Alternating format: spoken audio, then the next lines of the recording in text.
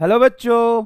तो कैसे हैं आप लोग। इलेक्ट्रोमैग्नेटिक इंडक्शन में अभी तक मैंने लेंज लॉ जो इंड्यूस करंट की डायरेक्शन बताता है लूप में, फैराडे लॉ जो इंड्यूस सीएमएफ और इंड्यूस करंट का मैग्नीट्यूड बताता है लूप में, हॉल इफेक्ट जो कि मोशनल ईएमएफ के बारे में बताता है, वो कहता है इंड्यूस ईएमएफ और इंड्यूस करंट कराने के लिए लूप की जरूरत नहीं है, रॉड से भी हो जाता है।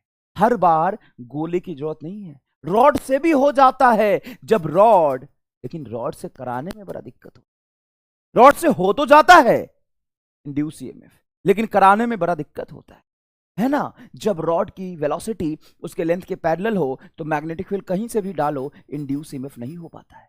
जब रॉड का लेंथ मैग्नेटिक फील्ड के पैरेलल हो तो वेलोसिटी कहीं भी रखो, इंड्यूस ईएमएफ नहीं हो पाता है। और अगर वेलोसिटी मैग्नेटिक फील्ड के पैरेलल हो तो कहीं भी रखो, इंड्यूस ईएमएफ नहीं हो पाता है। तो रॉड में हो तो जाता है। लेंज क्या बोला था कि जब भी किसी कॉइल से मैग्नेटिक फ्लक्स चेंज होगा तो उसमें induce EMF induce current flow करेगा, और वो करंट उसी का विरोध करेगा जिसने उसको पैदा किया है। सुनने में बड़ा आसान लगता है, लेकिन उससे डायरेक्शन निकालना बड़ा मुश्किल होता है। एमआर स्टार ने तुम्हें बताया था, भूल जाओ लेंज लॉ को। और एमआर सर ने कहा था कि फ्लक्स की इनर्शिया के बेस पे काम करो। कि जो कॉइल है ना, वो फ्लक्स की इनर्शिया में है। जब तक फ्लक्स कांस्टेंट रहता है तब तक इसमें कोई करंट फ्लो नहीं होता है। जैसी फ्लक्स चेंज होता है तो कॉइल चेंज इन फ्लक्स को विरोध करता है। डॉट का बढ़ना क्रॉस बना के विरोध करेगा, डॉट घटेगा तो डॉट बना के अपोज करेगा। कहानी क्लियर है। लेकिन जब फैराडे आता है तो कहता है नहीं नहीं नहीं, करंट तो सब इफेक्ट है। असल में हुआ क्या है, यहां ये समझते हैं। करंट तो सब इफेक्ट है, असल में हुआ क्या है कि जैसे ही फ्लक्स चेंज हुआ है किसी कॉइल से, ऑब्वियस सी बात है कॉइल से फ्लक्स लिखते, रॉड में फ्लक्स नहीं लिख सकते। जैसे फ्लक्स चेंज हुआ है तो एक बैटरी बना है, और उस बैटरी का ईएमएफ होता है d∅dt। तो ऑब्वियस सी बात है करंट फ्लो कर जाएगा। अगर बैटरी बन जाएगा तो ईएमएफ बटा रेसिस्टेंस है। बहुत आसान है। और इतना आसान फॉर्मूला तो किसी चैप्टर में है ही नहीं बे। सीधा फ्लक्स को डिफरेंशिएट करना, कोई मल्टीप्लाइंग फैक्टर ना कुछ, d∅dt बराबर ईएमएफ। इससे आसान फॉर्मूला है क्या किसी चैप्टर में, बता। कितना अच्छा फैराडे चचा ने नियम दिया है तुम्हें। उसके बाद रोटेशनल ईएमएफ भी पढ़ा था, half B omega L square. उसका एक बहुत जबरदस्त एमआर स्टार भी आपको बताया था। डन, ठीक है।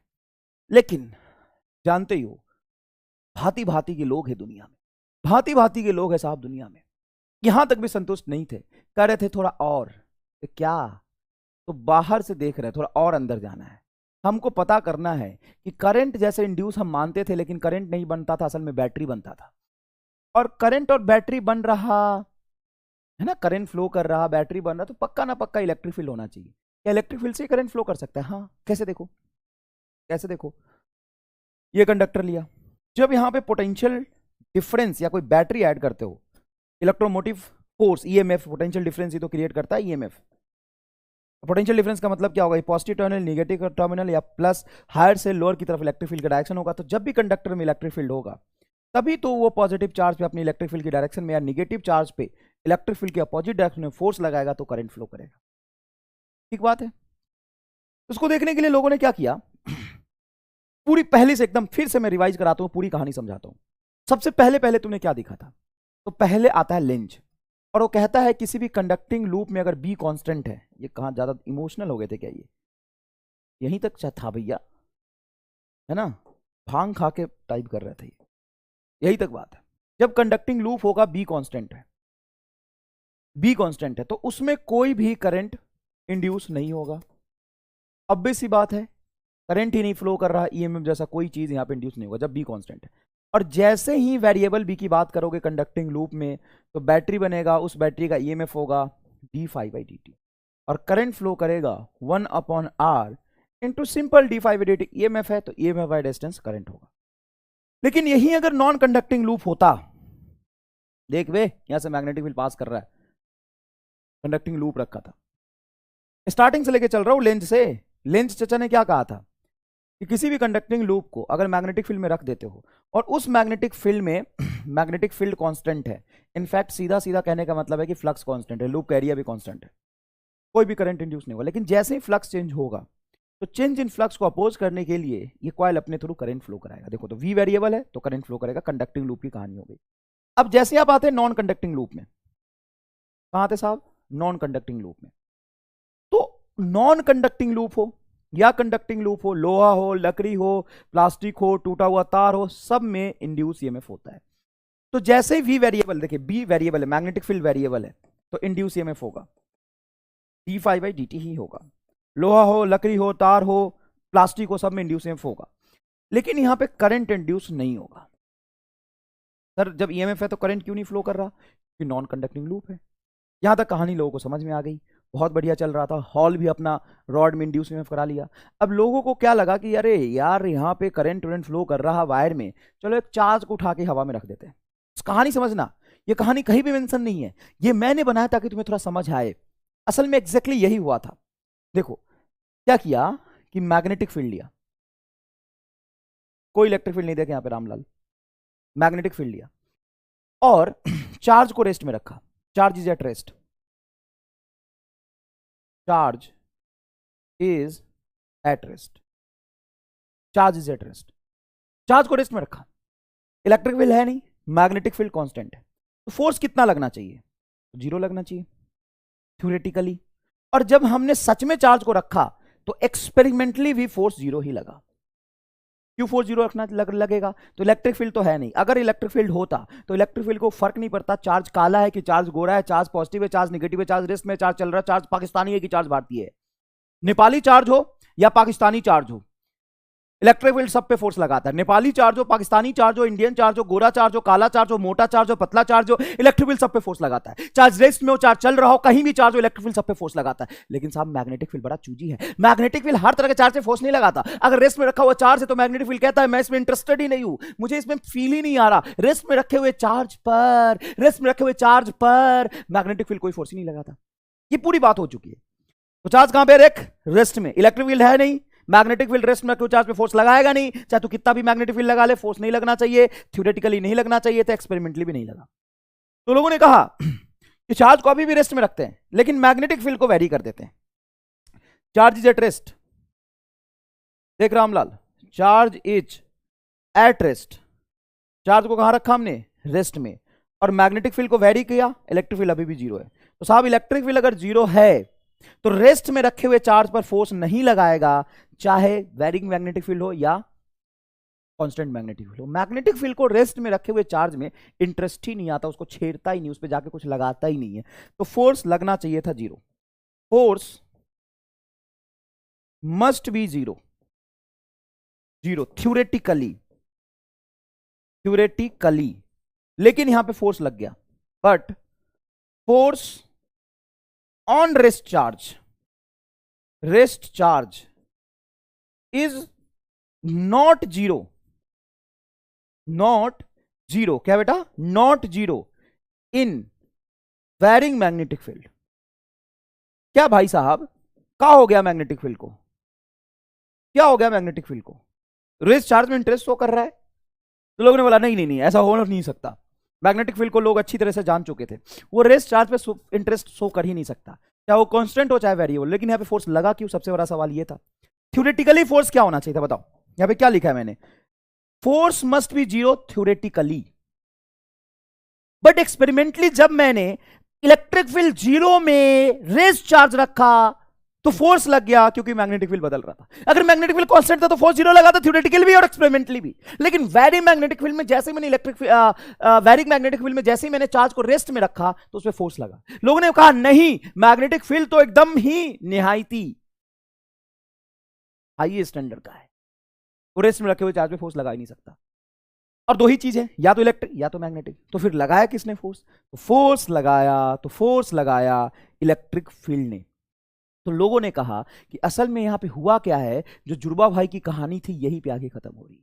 ये कहता है टाइम वेरिंग, स्पेशली मैं यहां पे वर्ड लिख रहा हूं, स्पेस वेरिंग नहीं, टाइम वेरिंग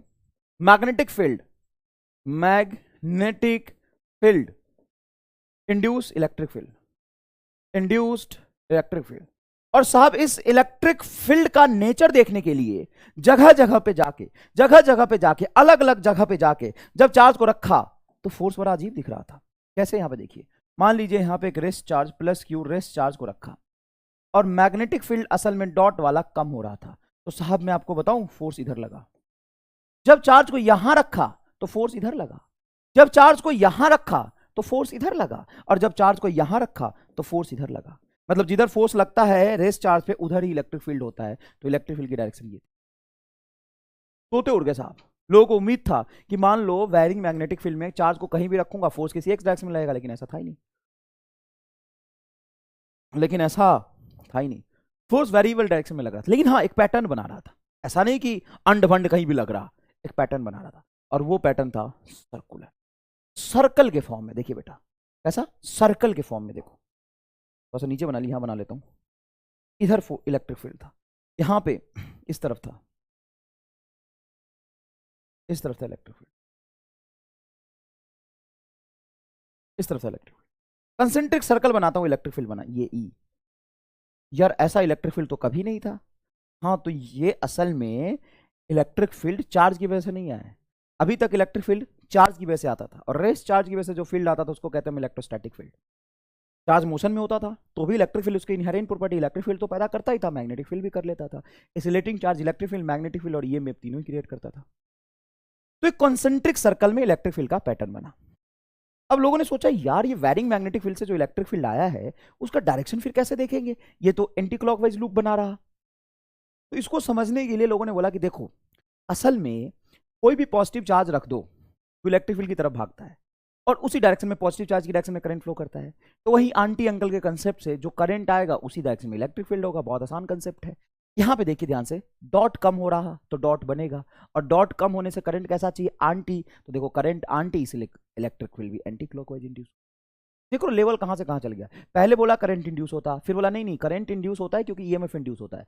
अब कहानी यहां तक आ गई, नहीं नहीं ईएमएफ इंड्यूस नहीं होता, असल में इलेक्ट्रिक फील्ड इंड्यूस होता है।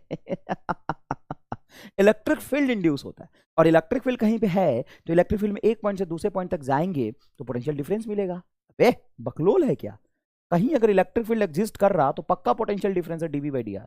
अगर पोटेंशियल कांस्टेंट हो जाएगा तो नहीं बोला ना वी कांस्टेंट, तो वी का डिफरेंस है जीरो, मतलब इलेक्ट्रिक फील्ड जीरो। तो साहब कहीं पे अगर पोटेंशियल डिफरेंस मिल रहा तो पक्का इलेक्ट्रिक फील्ड होगा। और ये इलेक्ट्रिक फील्ड देखो क्लोज लूप बना रहा, तो ये असल में ओरिजिनल फील्ड नहीं है, ये इंड्यूस इलेक्ट्रिक फील्ड है, induced electric field. And it forms close loop. अब इसका फॉर्मूला क्या होगा, देखो इलेक्ट्रोमैग्नेटिक इंडक्शन का सबसे मुश्किल थ्योरम इंड्यूस इलेक्ट्रिक फील्ड का कंसेप्ट है, लेकिन देखो कितना आसान है यार, बहुत सिस्टमैटिक ढंग से मैंने समझा आपको। फैराडे लॉ के हिसाब से ही चलते हैं। किसके हिसाब से चलेंगे, फैराडे लॉ के हिसाब से। अकॉर्डिंग टू फैराडे चचा, Faraday's EMF, induced EMF is equal to d∅dt, rate of change in magnetic flux. और ईएमएफ होता क्या है, अरे पोटेंशियल डिफरेंस। पोटेंशियल डिफरेंस को क्या लिख सकते हैं, तो dv is equal to E dot D R. यहां से देख भाई, ईएमएफ यही तो है potential difference, dv is equal to E dot D R. तो यहां पे ईएमएफ को लिख लो ई डॉट डी आर, या डीएल लेना है यहाँ पे, छोटा सा लेंथ एलिमेंट लो, क्योंकि आर से तुम कंफ्यूज हो जाओगे। रेडियस मान लो ये स्मॉल आर रेडियस के फॉर्म में कंसेंट्रिक सर्कल बन रहा है, और एक ही सर्कल नहीं बनेगा, मतलब एक सर्कल, एक ही नहीं सर्कल बनेंगे, बहुत सारे कंसेंट्रिक सर्कल बनेंगे, है ना। अब उसका मैग्नीट्यूड आगे जाने पे घटेगा या बढ़ेगा वो समझाऊंगा, लेकिन इस वायरिंग मैग्नेटिक फील्ड में कंसेंट्रिक फॉर्म में इंड्यूस इलेक्ट्रिक फील्ड होता है, ठीक है। तो ई डॉट डीएल, यहाँ पे एल लिख लो, DL, DV by DL is equal to electric field. अरे डीआर भी छोटा लेंथ एलिमेंट है, डीएल भी छोटा लेंथ एलिमेंट है, is equal to D magnetic flux. आप जानते हो मैग्नेटिक फील्ड इंटू एरिया होता है, तो D B A by D T. अब ये जो इलेक्ट्रिक फील्ड बन रहा है ये क्लोज लूप बना रहा है, तो यहां से चल के क्लोज लूप में यहां तक घूम के आओगे, तभी तो पूरे लूप में पोटेंशियल डिफरेंस तुमको देखना है। तो ये पूरा का पूरा पोटेंशियल डिफरेंस का आपको लूप में देखना है। तो कंप्लीट पोटेंशियल डिफरेंस निकालने के लिए छोटा सा पोटेंशियल डिफरेंस ई डॉट डीएल लिखा है, पूरे लूप में यहां तक पोटेंशियल डिफरेंस देखने के लिए इस डीएल का टोटल लेंथ एलिमेंट लोगे। अब length element close integration of E dot DL करोगे, ई डॉट डीएल करोगे, that is equal to area अगर कांस्टेंट तो एरिया बाहर dB बाई dt। ये है आपका वायरिंग मैग्नेटिक फील्ड, उसके वजह से ये इंड्यूस इलेक्ट्रिक फील्ड आया है, induced electric field due to time varying magnetic field. Space varying magnetic field, time varying magnetic field, space varying magnetic field electric field induce नहीं कर पाता। Space varying magnetic field electric field induce नहीं कर पाता। हाँ, time varying magnetic field electric field induce कर पाता है। तो close integration of E dot D L is equal to A into D B by D t, ये induce electric field का फॉर्मूला है। अब थोड़ा सा और पीछे चलो, और इलेक्ट्रोस्टैट में थोड़ी सी कहानी सुनाए तुम्हें, क्योंकि अगर ये कहानी ना सुनाऊं तो तुम बड़ा हो जाओगे कंफ्यूज। इलेक्ट्रोस्टैटिक फील्ड क्या क्लोज लूप फॉर्म करता है? कभी भी नहीं। अगर वो क्लोज लूप फॉर्म करेगा तो क्लोज पाथ में वर्क डन जीरो हो ही नहीं पाएगा, जबकि तुम जानते हो कि ये जो इलेक्ट्रोस्टैटिक फील्ड है ये कंजर्वेटिव फील्ड है। Conservative field like gravitational field, gravitational force का डायरेक्शन एकदम नीचे की तरफ है, ग्रेविटेशनल फोर्स की डायरेक्शन पे अर्थ का ग्रेविटी नीचे की तरफ है, वो क्लोज लूप कभी नहीं बनाता। उसी तरीके से ये क्लोज लूप नहीं बनाता। Work done in closed path हमेशा जीरो होता है। Work done in closed path is zero. ये आपने लिखा था इलेक्ट्रोस्टैटिक फील्ड में क्लोज पाथ में वर्क डन हमेशा जीरो होता है। मान लो कि एक पॉजिटिव क्यू चार्ज है, इसकी वजह से इलेक्ट्रोस्टैटिक फील्ड डेवलप हो रहा है। एक छोटे से क्यू चार्ज को यहां से उठाओ, इसको घुमा घुमा के कहीं भी घुमा लो, जरूर नहीं इसके चारों तरफ घुमाना है, घुमा घुमा के इस क्यू चार्ज को उठा के घुमा घुमा के यहां ले आओ। तो यहां पे लाने में, यहीं से लेकर के यहीं तक लाने में टोटल वर्क डन कितना होगा? तुम बोलोगे टोटल वर्क डन होता है क्यू इंटू डेल्टा बी। जहां से आया था वहीं पे वापस आ गया, तो फाइनल माइनस इनिशियल पोटेंशियल, तो जहां चला था वही आ गया वापस। तो क्लोज पाथ में टोटल पोटेंशियल डिफरेंस क्या हो जाएगा? जीरो। तो वर्क डन आता है जीरो। ये इलेक्ट्रोस्टैटिक फील्ड की बात हो रही है, इलेक्ट्रोस्टैट की बात हो रही है। बहुत आसान है यार, तूने ये नहीं पढ़ा था क्या?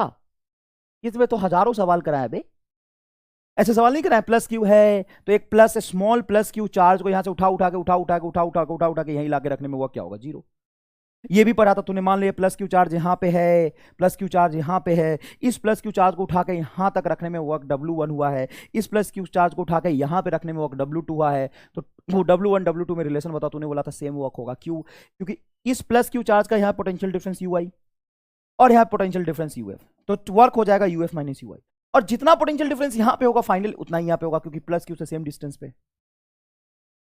समझ में आया था कि नहीं आया था? तो इलेक्ट्रोस्टैटिक फील्ड या कंजर्वेटिव फील्ड का हमेशा, कंजर्वेटिव फील्ड का total work done in a closed path हमेशा जीरो होता है। वर्क डन को कैसे रिप्रेजेंट करते हैं?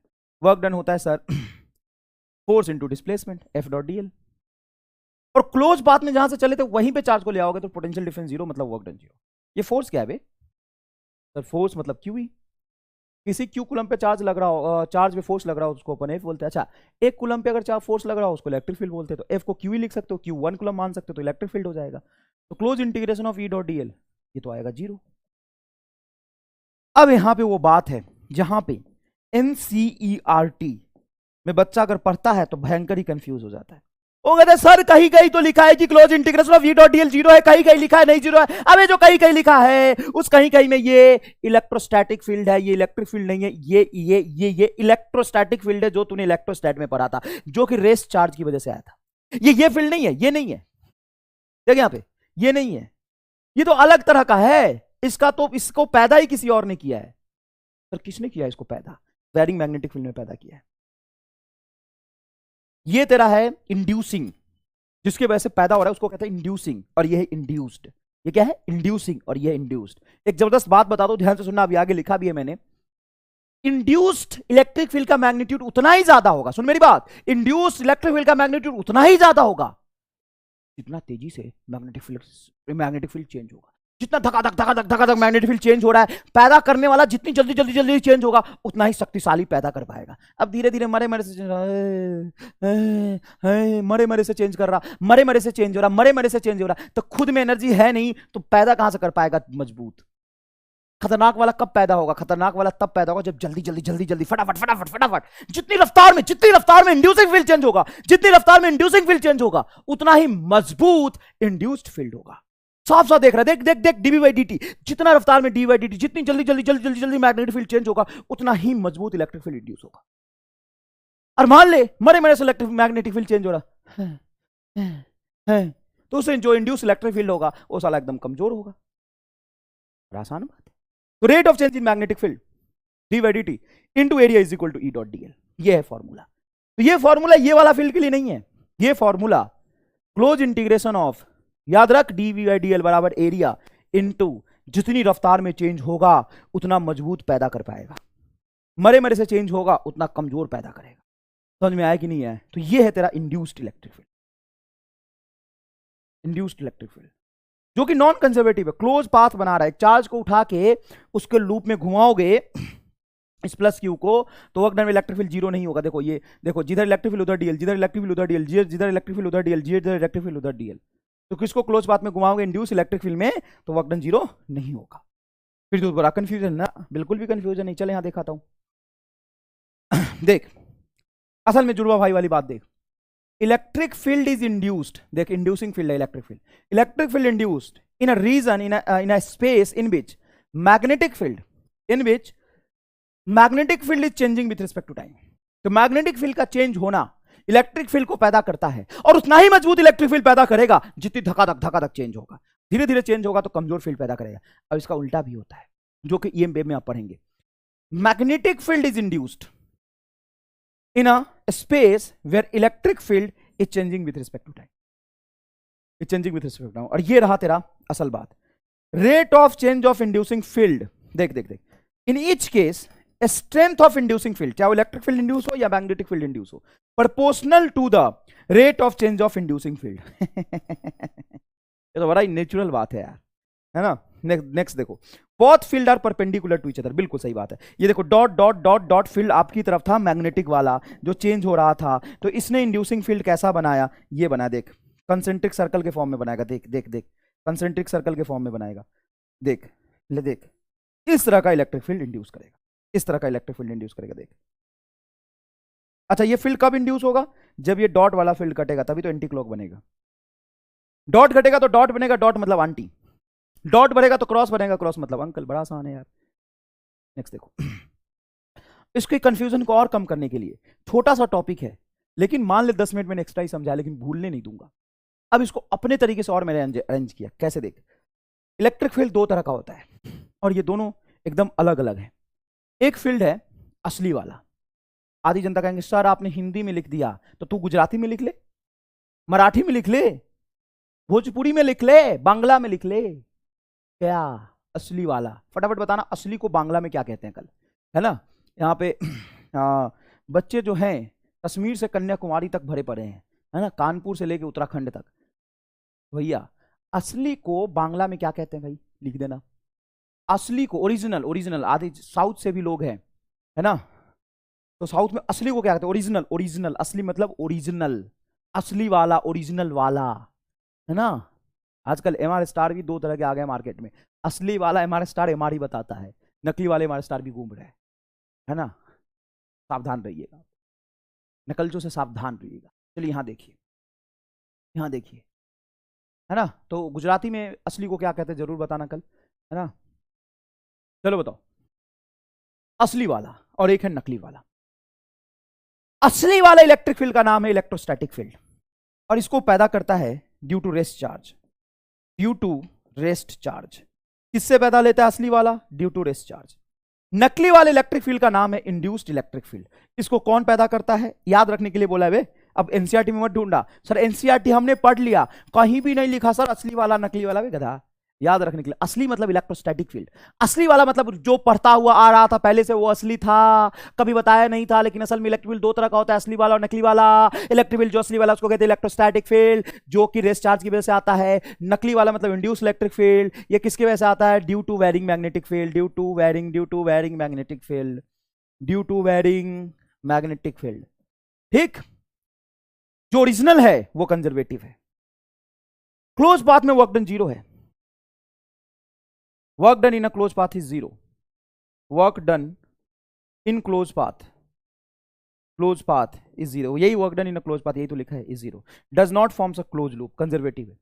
अब नकली वाला सब इसका उल्टा कर दे। नकली वाला किससे प्रोड्यूस होता है, वेरिंग मैग्नेटिक फील्ड से, ये नॉन कंजर्वेटिव है। क्लोज लूप फॉर्म करता है, नॉन कंजर्वेटिव है। Close loop always forms a close loop, है ना। Close integration E dot DL not equal to zero. In fact close integration of E dot DL, देखो E dot DL असल में potential difference है, और क्लोज जहां से चलोगे वहीं पे आ जाओगे, तो पोटेंशियल डिफरेंस जीरो होना चाहिए था असली में, है देखो। लेकिन नकली वाले में सर्कुलर इलेक्ट्रिक फील्ड बनता है, इसलिए पोटेंशियल डिफरेंस जीरो नहीं आ पाता, और वो पोटेंशियल डिफरेंस होता है area into rate of change in magnetic field. बड़ा आसान है, बड़ा आसान है, समझ में आया कि नहीं है। अब इस पे सवाल पूछे जाते हैं, कैसे, वो देखो। There exist a uniform magnetic field in a circular region of radius R. एक आर रेडियस के सर्कुलर रीजन में मैग्नेटिक फील्ड प्रेजेंट ले,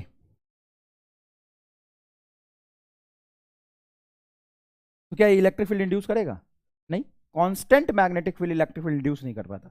अरे कांस्टेंट कहां से पैदा कर पाएगा? पैदा करने के लिए चेंज होना पड़ता है रफ्तार में, मेहनत करना पड़ता है पैदा करने के लिए। बैठे बैठे तो इतना पैदा हो जाएगा बे, ऐसी पैदा हो जाएगा क्या? पैदा करने के लिए चेंज लाना बड़ा जरूरी है, और उतना जितना ज्यादा मजबूत पैदा करना चाहते हो उतना जल्दी जल्दी चेंज लाना जरूरी। मरे मरे से चेंज लाओगे तो कमजोर पैदा लेगा। समझ में आया कि नहीं है? चलो इधर देखो, there exists a uniform region of magnetic field in a circular region of radius capital R centered at O. ले O.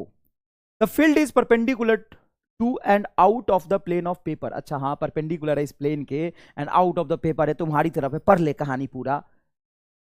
varies with time b is equal to b naught। देख यहाँ पे magnetic field time varying है, देख time के साथ change हो रहा है।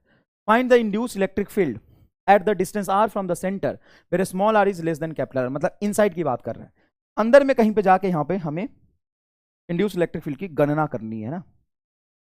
मतलब यहां पे सेंटर ये रहेगा, यहां पे जाके कहीं पे इंड्यूस इलेक्ट्रिक फील्ड का वैल्यू निकालना है यहाँ पे आर पे। तो कैसे निकालेंगे? पहला केस की बात करते हैं, जब स्मॉल आर कैपिटल आर से छोटा है, मतलब इनसाइड की बात करते हैं, तो हम इंड्यूस इलेक्ट्रिक फील्ड का फॉर्मूला लगाएंगे।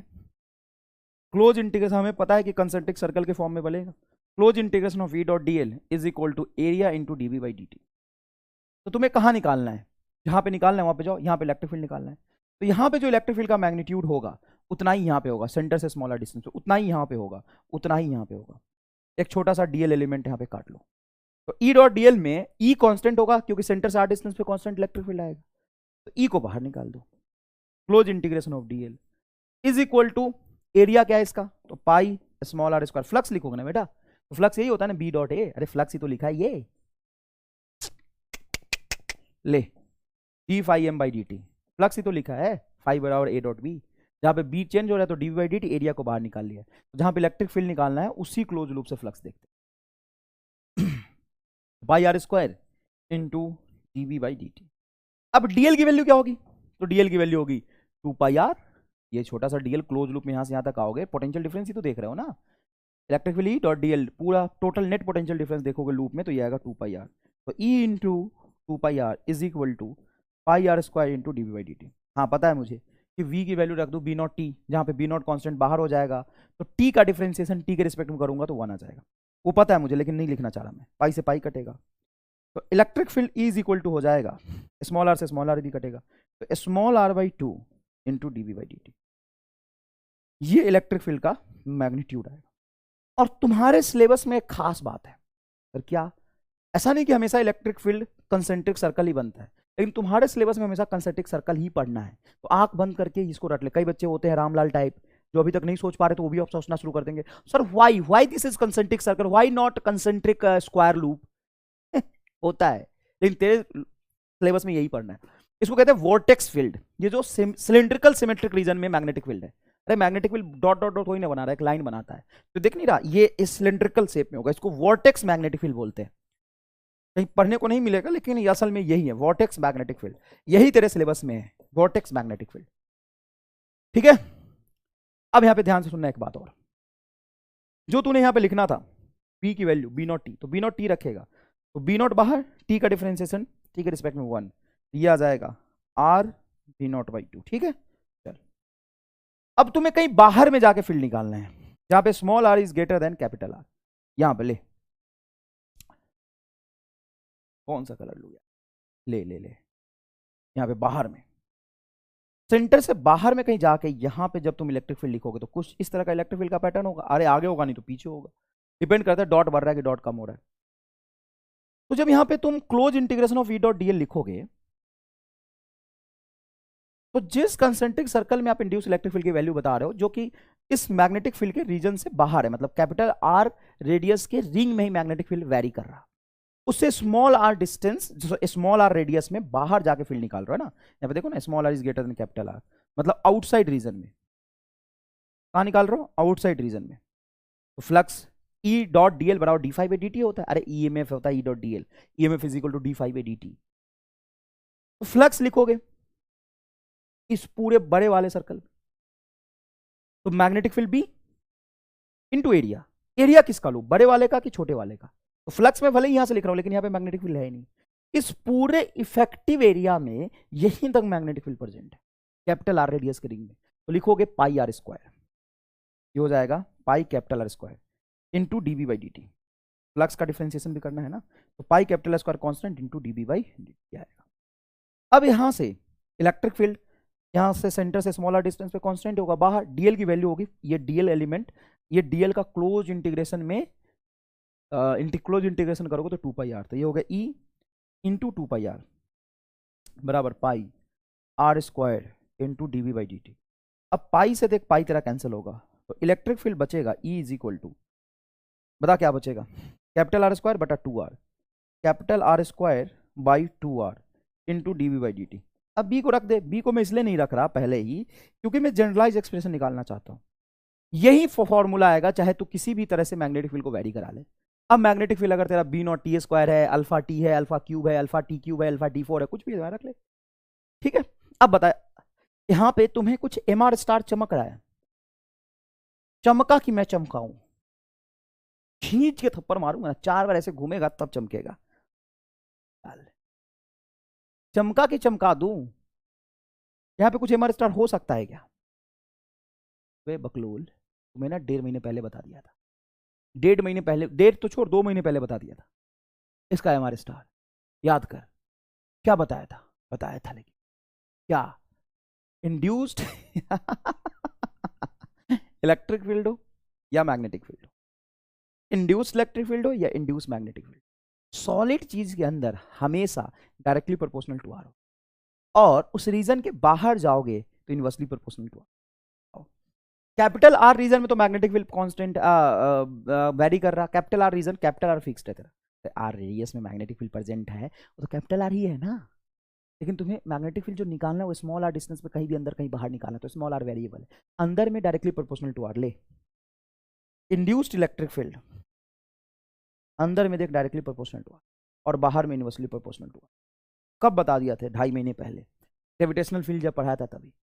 तो इसको याद रखने में फिर दिक्कत कहां है, कहां है दिक्कत? इंड्यूस्ड इलेक्ट्रिक फील्ड की वैल्यू तू लिख रहा, बता अंदर की बाहर? सर अंदर, ठीक है, इनसाइड, मतलब small r by 2 into D by D t ले, महाबकलोल, और सर्कुलर फॉर्म में ही होगा, आंसर आ गया। इसको कहते हैं हमारे स्टार। दुनिया पूछना चाहती है किसको कहते हैं हमारे स्टार, पूरी दुनिया हैरान परेशान है, किसको कहते हैं हमारे स्टार? इसको कहते हैं, एक छोटी सी सोच को कहते हैं। कोई बड़ी चीज नहीं पढ़ा रहा, ये तुम भी पढ़ाते हो, दुनिया भी पढ़ाती है, छोटी सी सोच। दुनिया वाले ना बड़े हल्के में लेते, अच्छा इसको कहते हैं क्या? अरे यार ये तो बहुत आसान है, फिर तो क्या नाम देना इसको लेकिन इसको लगाते कहां कहां है उसको पता नहीं ना अभी, कोई बात नहीं। दुनिया परेशान है भाई साहब, हैरान है, किसको कहते हैं हमारे स्टार? आओ आओ, इंड्यूस्ड कहना, जब भी तुमसे कोई पूछे किसको कहते हैं हमारे स्टार, कहना एक छोटी सी सोच को कहते हैं हमारे स्टार। किसको कहते हैं हमारे स्टार? एक छोटी सी सोच को कहते हैं, एक छोटी सोच, जो सबके लिए सोचना बहुत छोटा काम नहीं है। किसको कहते हैं हमारे स्टार भाई साहब? एक छोटी सी सोच को कहते हैं हमारे स्टार, ठीक है। चलो, इनसाइड मतलब अरे निकाल लिया यार, इंड्यूस्ड लिखा है, सॉरी आउटसाइड, आउटसाइड मतलब डायरेक्टली प्रोपोर्शनल टू आर, अरे सॉरी कुछ गलत तो नहीं कहा, इनसाइड मतलब directly proportional to r, outside मतलब इनवर्सली प्रोपोर्शनल टू आर। तो डायमेंशन यहां से मैच करना, ऊपर में आर आना चाहिए था डीवी बाई डी टी, नीचे आर आ गया, इसीलिए ऊपर कैपिटल आर स्क्वायर आ गया, आंसर आ गया। अरे बुझाया क्या किया, तो देख एक जगह इलेक्ट्रिक फील्ड निकाल ले इंड्यूस वाला, और सोच तो उसका डायमेंशन क्या आया है, db by D t into small r, लेकिन साला आना तो चाहिए था स्मॉल आर नीचे। जब बाहर में देखेंगे, अरे बाहर में देखेंगे तो इनवर्सली प्रोपोर्शनल, अंदर देखेंगे तो डायरेक्टली प्रोपोर्शनल। बाहर देखेंगे चाहे तो इलेक्ट्रिक फील्ड देख, चाहे मैग्नेटिक फील्ड देख, चाहे इंड्यूस इलेक्ट्रिक फील्ड देख, चाहे इंड्यूस मैग्नेटिक फील्ड देख, चाहे तो इलेक्ट्रिक फील्ड देख, चाहे मैग्नेटिक फील्ड देख, चाहे इंड्यूस इलेक्ट्रिक फील्ड देख या इंड्यूस मैग्नेटिक फील्ड देख, गोला के अंदर देख या सिलेंडर के अंदर देख या तो प्लेट के अंदर देख, कहीं भी देख। अगर अंदर देख रहा है तो डायरेक्टली, और बाहर देख रहा है तो इनवर्सली, देख directly r by 2 into D by D t. जब बाहर में जाएगा तो आर ए नीचे आ जाएगा, लेकिन यहां देख रहा डायमेंशन वेरीफाई करने के लिए आर ऊपर आना चाहिए, तो ले कैपिटल आर स्क्वायर लगा दिया। दूसरा अर्थ डिस्टेंस थोड़ी ना मेरे पास, पता याद रह पाएगा कि नहीं? नहीं रह पाएगा तो ड्राइव कराया ना, एक एक लाइन लिख के सिखाया ना बे, एक लाइन लिख के सिखाया ना। अब देख इस एमआर स्टार का कमाल, एक ही लाइन में आंसर बताऊंगा, नीट 2016 का सवाल है ये। Uniform magnetic field is restricted within a region of radius small r. देख स्मॉल आर इस बार फिक्स्ड हो गया, स्मॉल आर इस बार फिक्स्ड हो गया। देख यहाँ पे स्मॉल आर रीजन में ये मैग्नेटिक फील्ड रिस्ट्रिक्टेड है, यहाँ पे स्मॉल आर फिक्स्ड हो गया। इसके बाहर एक पहला लूप बना है कैपिटल आर का, है ना, where magnetic field is changing with respect time d by D t. Loop 1 of radius capital r is greater than small r, enclose the region small r, इस स्मॉल आर के region को enclose करा। And loop 2 of radius capital r, देख देख देख देख देख देख, is outside the region of magnetic field. साला मैग्नेटिक फील्ड वेरी कर रहा है यहां पे बिहार में, और लूप ले जा रहा तू दिल्ली में, लूप घुमा के ले रहा दिल्ली में, यहां पे लूप बनाया तूने। मैग्नेटिक फील्ड चेंज हो रहा है इंडिया में, लूप बना रहा तू पाकिस्तान में। तो साहब जब इससे तू फ्लक्स लिखेगा तो बता क्या आएगा, set zero and always zero, always zero मतलब फ्लक्स कांस्टेंट है। तो इसमें इंड्यूस ईएमएफ की वैल्यू क्या होगी, जीरो। लूप 2 में इंड्यूस ईएमएफ क्या हो जाएगा, जीरो।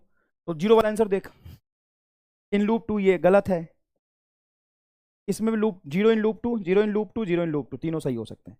अब पहले लूप में आ, अब तेरे से इलेक्ट्रिक फील्ड नहीं पूछा है, देन द ईएमएफ जनरेटेड। तो ईएमएफ तो और आसान है, EMF is equal to d phi by D T. अब जब यहां से फ्लक्स लिखेगा तो बोल बाहर वाले रीजन में, यहां पे इंड्यूस में पूछा है, भले ही यहां पे इंड्यूस में पूछा है, लेकिन क्या यहां से जब फ्लक्स लिखोगे तो फाई में जो एरिया लोगे कैपिटल आर स्क्वायर लोगे कि small r square, small r square क्योंकि यहीं पे मैग्नेटिक फील्ड वेरी कर रहा। तो ये तेरा एरिया हो जाएगा तेरा पाई स्मॉल आर का whole square into D we by D T. तो ये pi are square into D we by D T, pi are square into D by D T, fourth answer. इसमें क्या दिक्कत है, कैपिटल आर ले लिया, गलत हो जाएगा ना। फ्लक्स तुम्हें लिखना सिखाया था ना यार, फ्लक्स तुम्हें भले ही बाहर वाले से लिखना है, लेकिन मैग्नेटिक फील्ड नहीं है तो कहां से आ जाएगा फ्लक्स। फ्लक्स लिखने के लिए देख यहां पे बता देता हूं, मान ले कि मैं फ्लक्स इससे लिखना चाहता हूं, लेकिन मैग्नेटिक फील्ड सिर्फ यहीं तक प्रेजेंट है, तो इससे भी जब मैं फ्लक्स लिखूंगा तो फाई इज इक्वल टू लिखूंगा, मान ले स्मॉल आर रेडियस है तो ये होगा तेरा पाई आर स्क्वायर इंटू बी, ये होगा फ्लक्स। किससे, बड़े वाले से भी फ्लक्स यही होगा। जब मान ले ये भी नहीं है तो बोल फ्लक्स क्या होगा, जीरो होगा। तो इफेक्टिवली मैग्नेटिक फील्ड जहां पे प्रेजेंट है वही एरिया लेंगे ना यार, कुछ भी एरिया थोड़ी ना ले सकते हैं, कुछ भी एरिया थोड़ी ना ले सकते हैं। समझ आया कि नहीं है, बहुत आसान है, बहुत आसान है। तो बताओ एक सवाल यहां पे लिखता हूं, magnetic field induced due to, क्या बेटा, magnetic field induced due to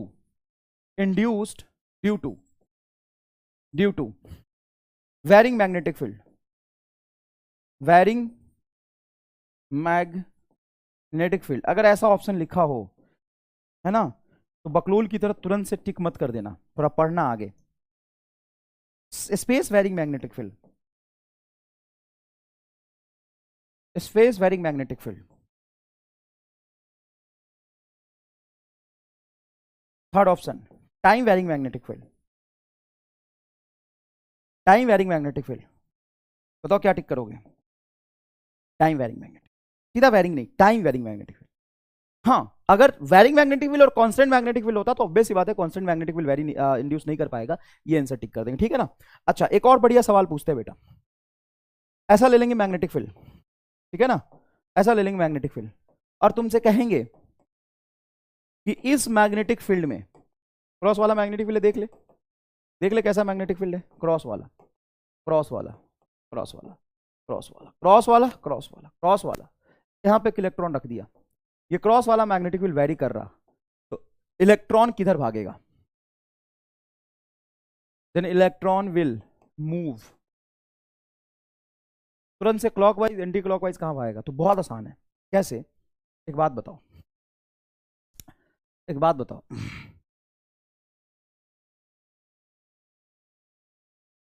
यहां पे क्रॉस बढ़ रहा, तो क्रॉस बढ़ने से करंट कैसा फ्लो करना चाहिए, ऐसे करंट से ही सोचो एकदम, क्रॉस बढ़ने से करंट कैसा होना चाहिए था, डॉट, डॉट मतलब aunty, anti clockwise current induce होना चाहिए।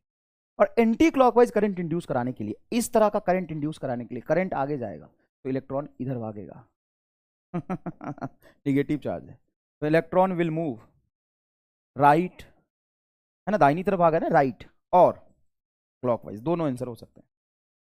अब ये मत बोलना सर ये राइट कैसे, तो असल में क्या करूं मैं, अब मान ले इलेक्ट्रॉन कहाँ रखा था, ये रखा था इलेक्ट्रॉन, इफेक्टिवली देख यहाँ पे, तो असल में कंसेंट्रिक सर्कल बनेगा, इधर बनेगा ना, तो यहाँ पे बहस मत कर लेना सर इधर जाएगा, हाँ मेरे लाल उधर ही जाएगा, ले क्लॉक वाइज जाएगा, ये आंसर टिक कर ले तू, रो मत। राइट और लेफ्ट अप डाउन लिखा हो, राइट और लेफ्ट लिखा हो तो क्या चूज करेगा? राइट और लेफ्ट लिखा हो मान ले, क्या चूज करेगा? राइट। चल इधर देख, ईडी करंट। ईडी करंट क्या होता है? तो मान लो कि मैंने एक प्लेट लिया, एकदम शानदार तरीके से समझाऊंगा, चिंता करने की बात जरूरत नहीं। देख रे रे रे रे रे रे। मान ले कि मैंने एक प्लेट लिया, बेकार प्लेट है, व्हाइट उजला कलर का प्लेट। मान ले मैंने एक प्लेट लिया, अंदर खाली है क्या प्लेट में? ना ना भरा है, रुक जा, ये मैंने प्लेट लिया, ठीक बेटा, शानदार प्लेट, और ये कंडक्टिंग प्लेट है साहब, प्लेट इज कंडक्टिंग।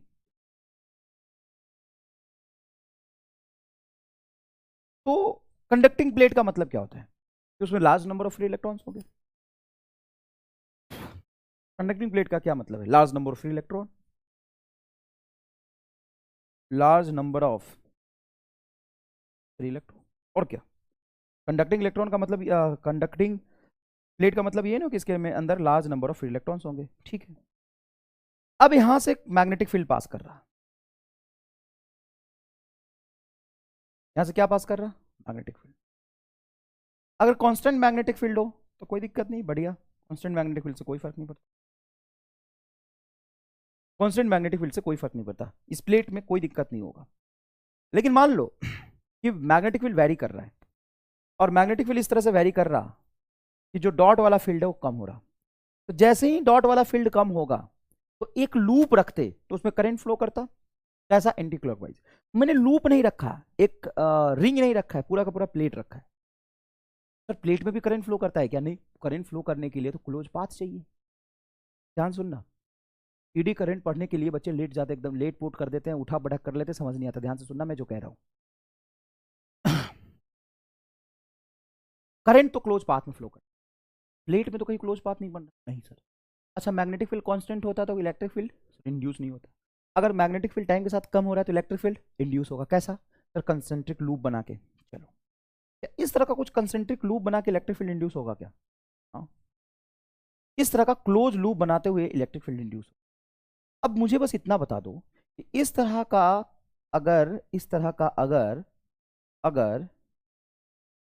तरह का कुछ क्लोज लूप बनाते हुए इलेक्ट्रिक फील्ड इंड्यूस हो रहा, क्लोज लूप बनाते हुए इलेक्ट्रिक फील्ड इंड्यूस हो रहा, मतलब यहां पे कंसेंट्रिक सर्कल के फॉर्म में इलेक्ट्रिक फील्ड होगा। हाँ सर होगा।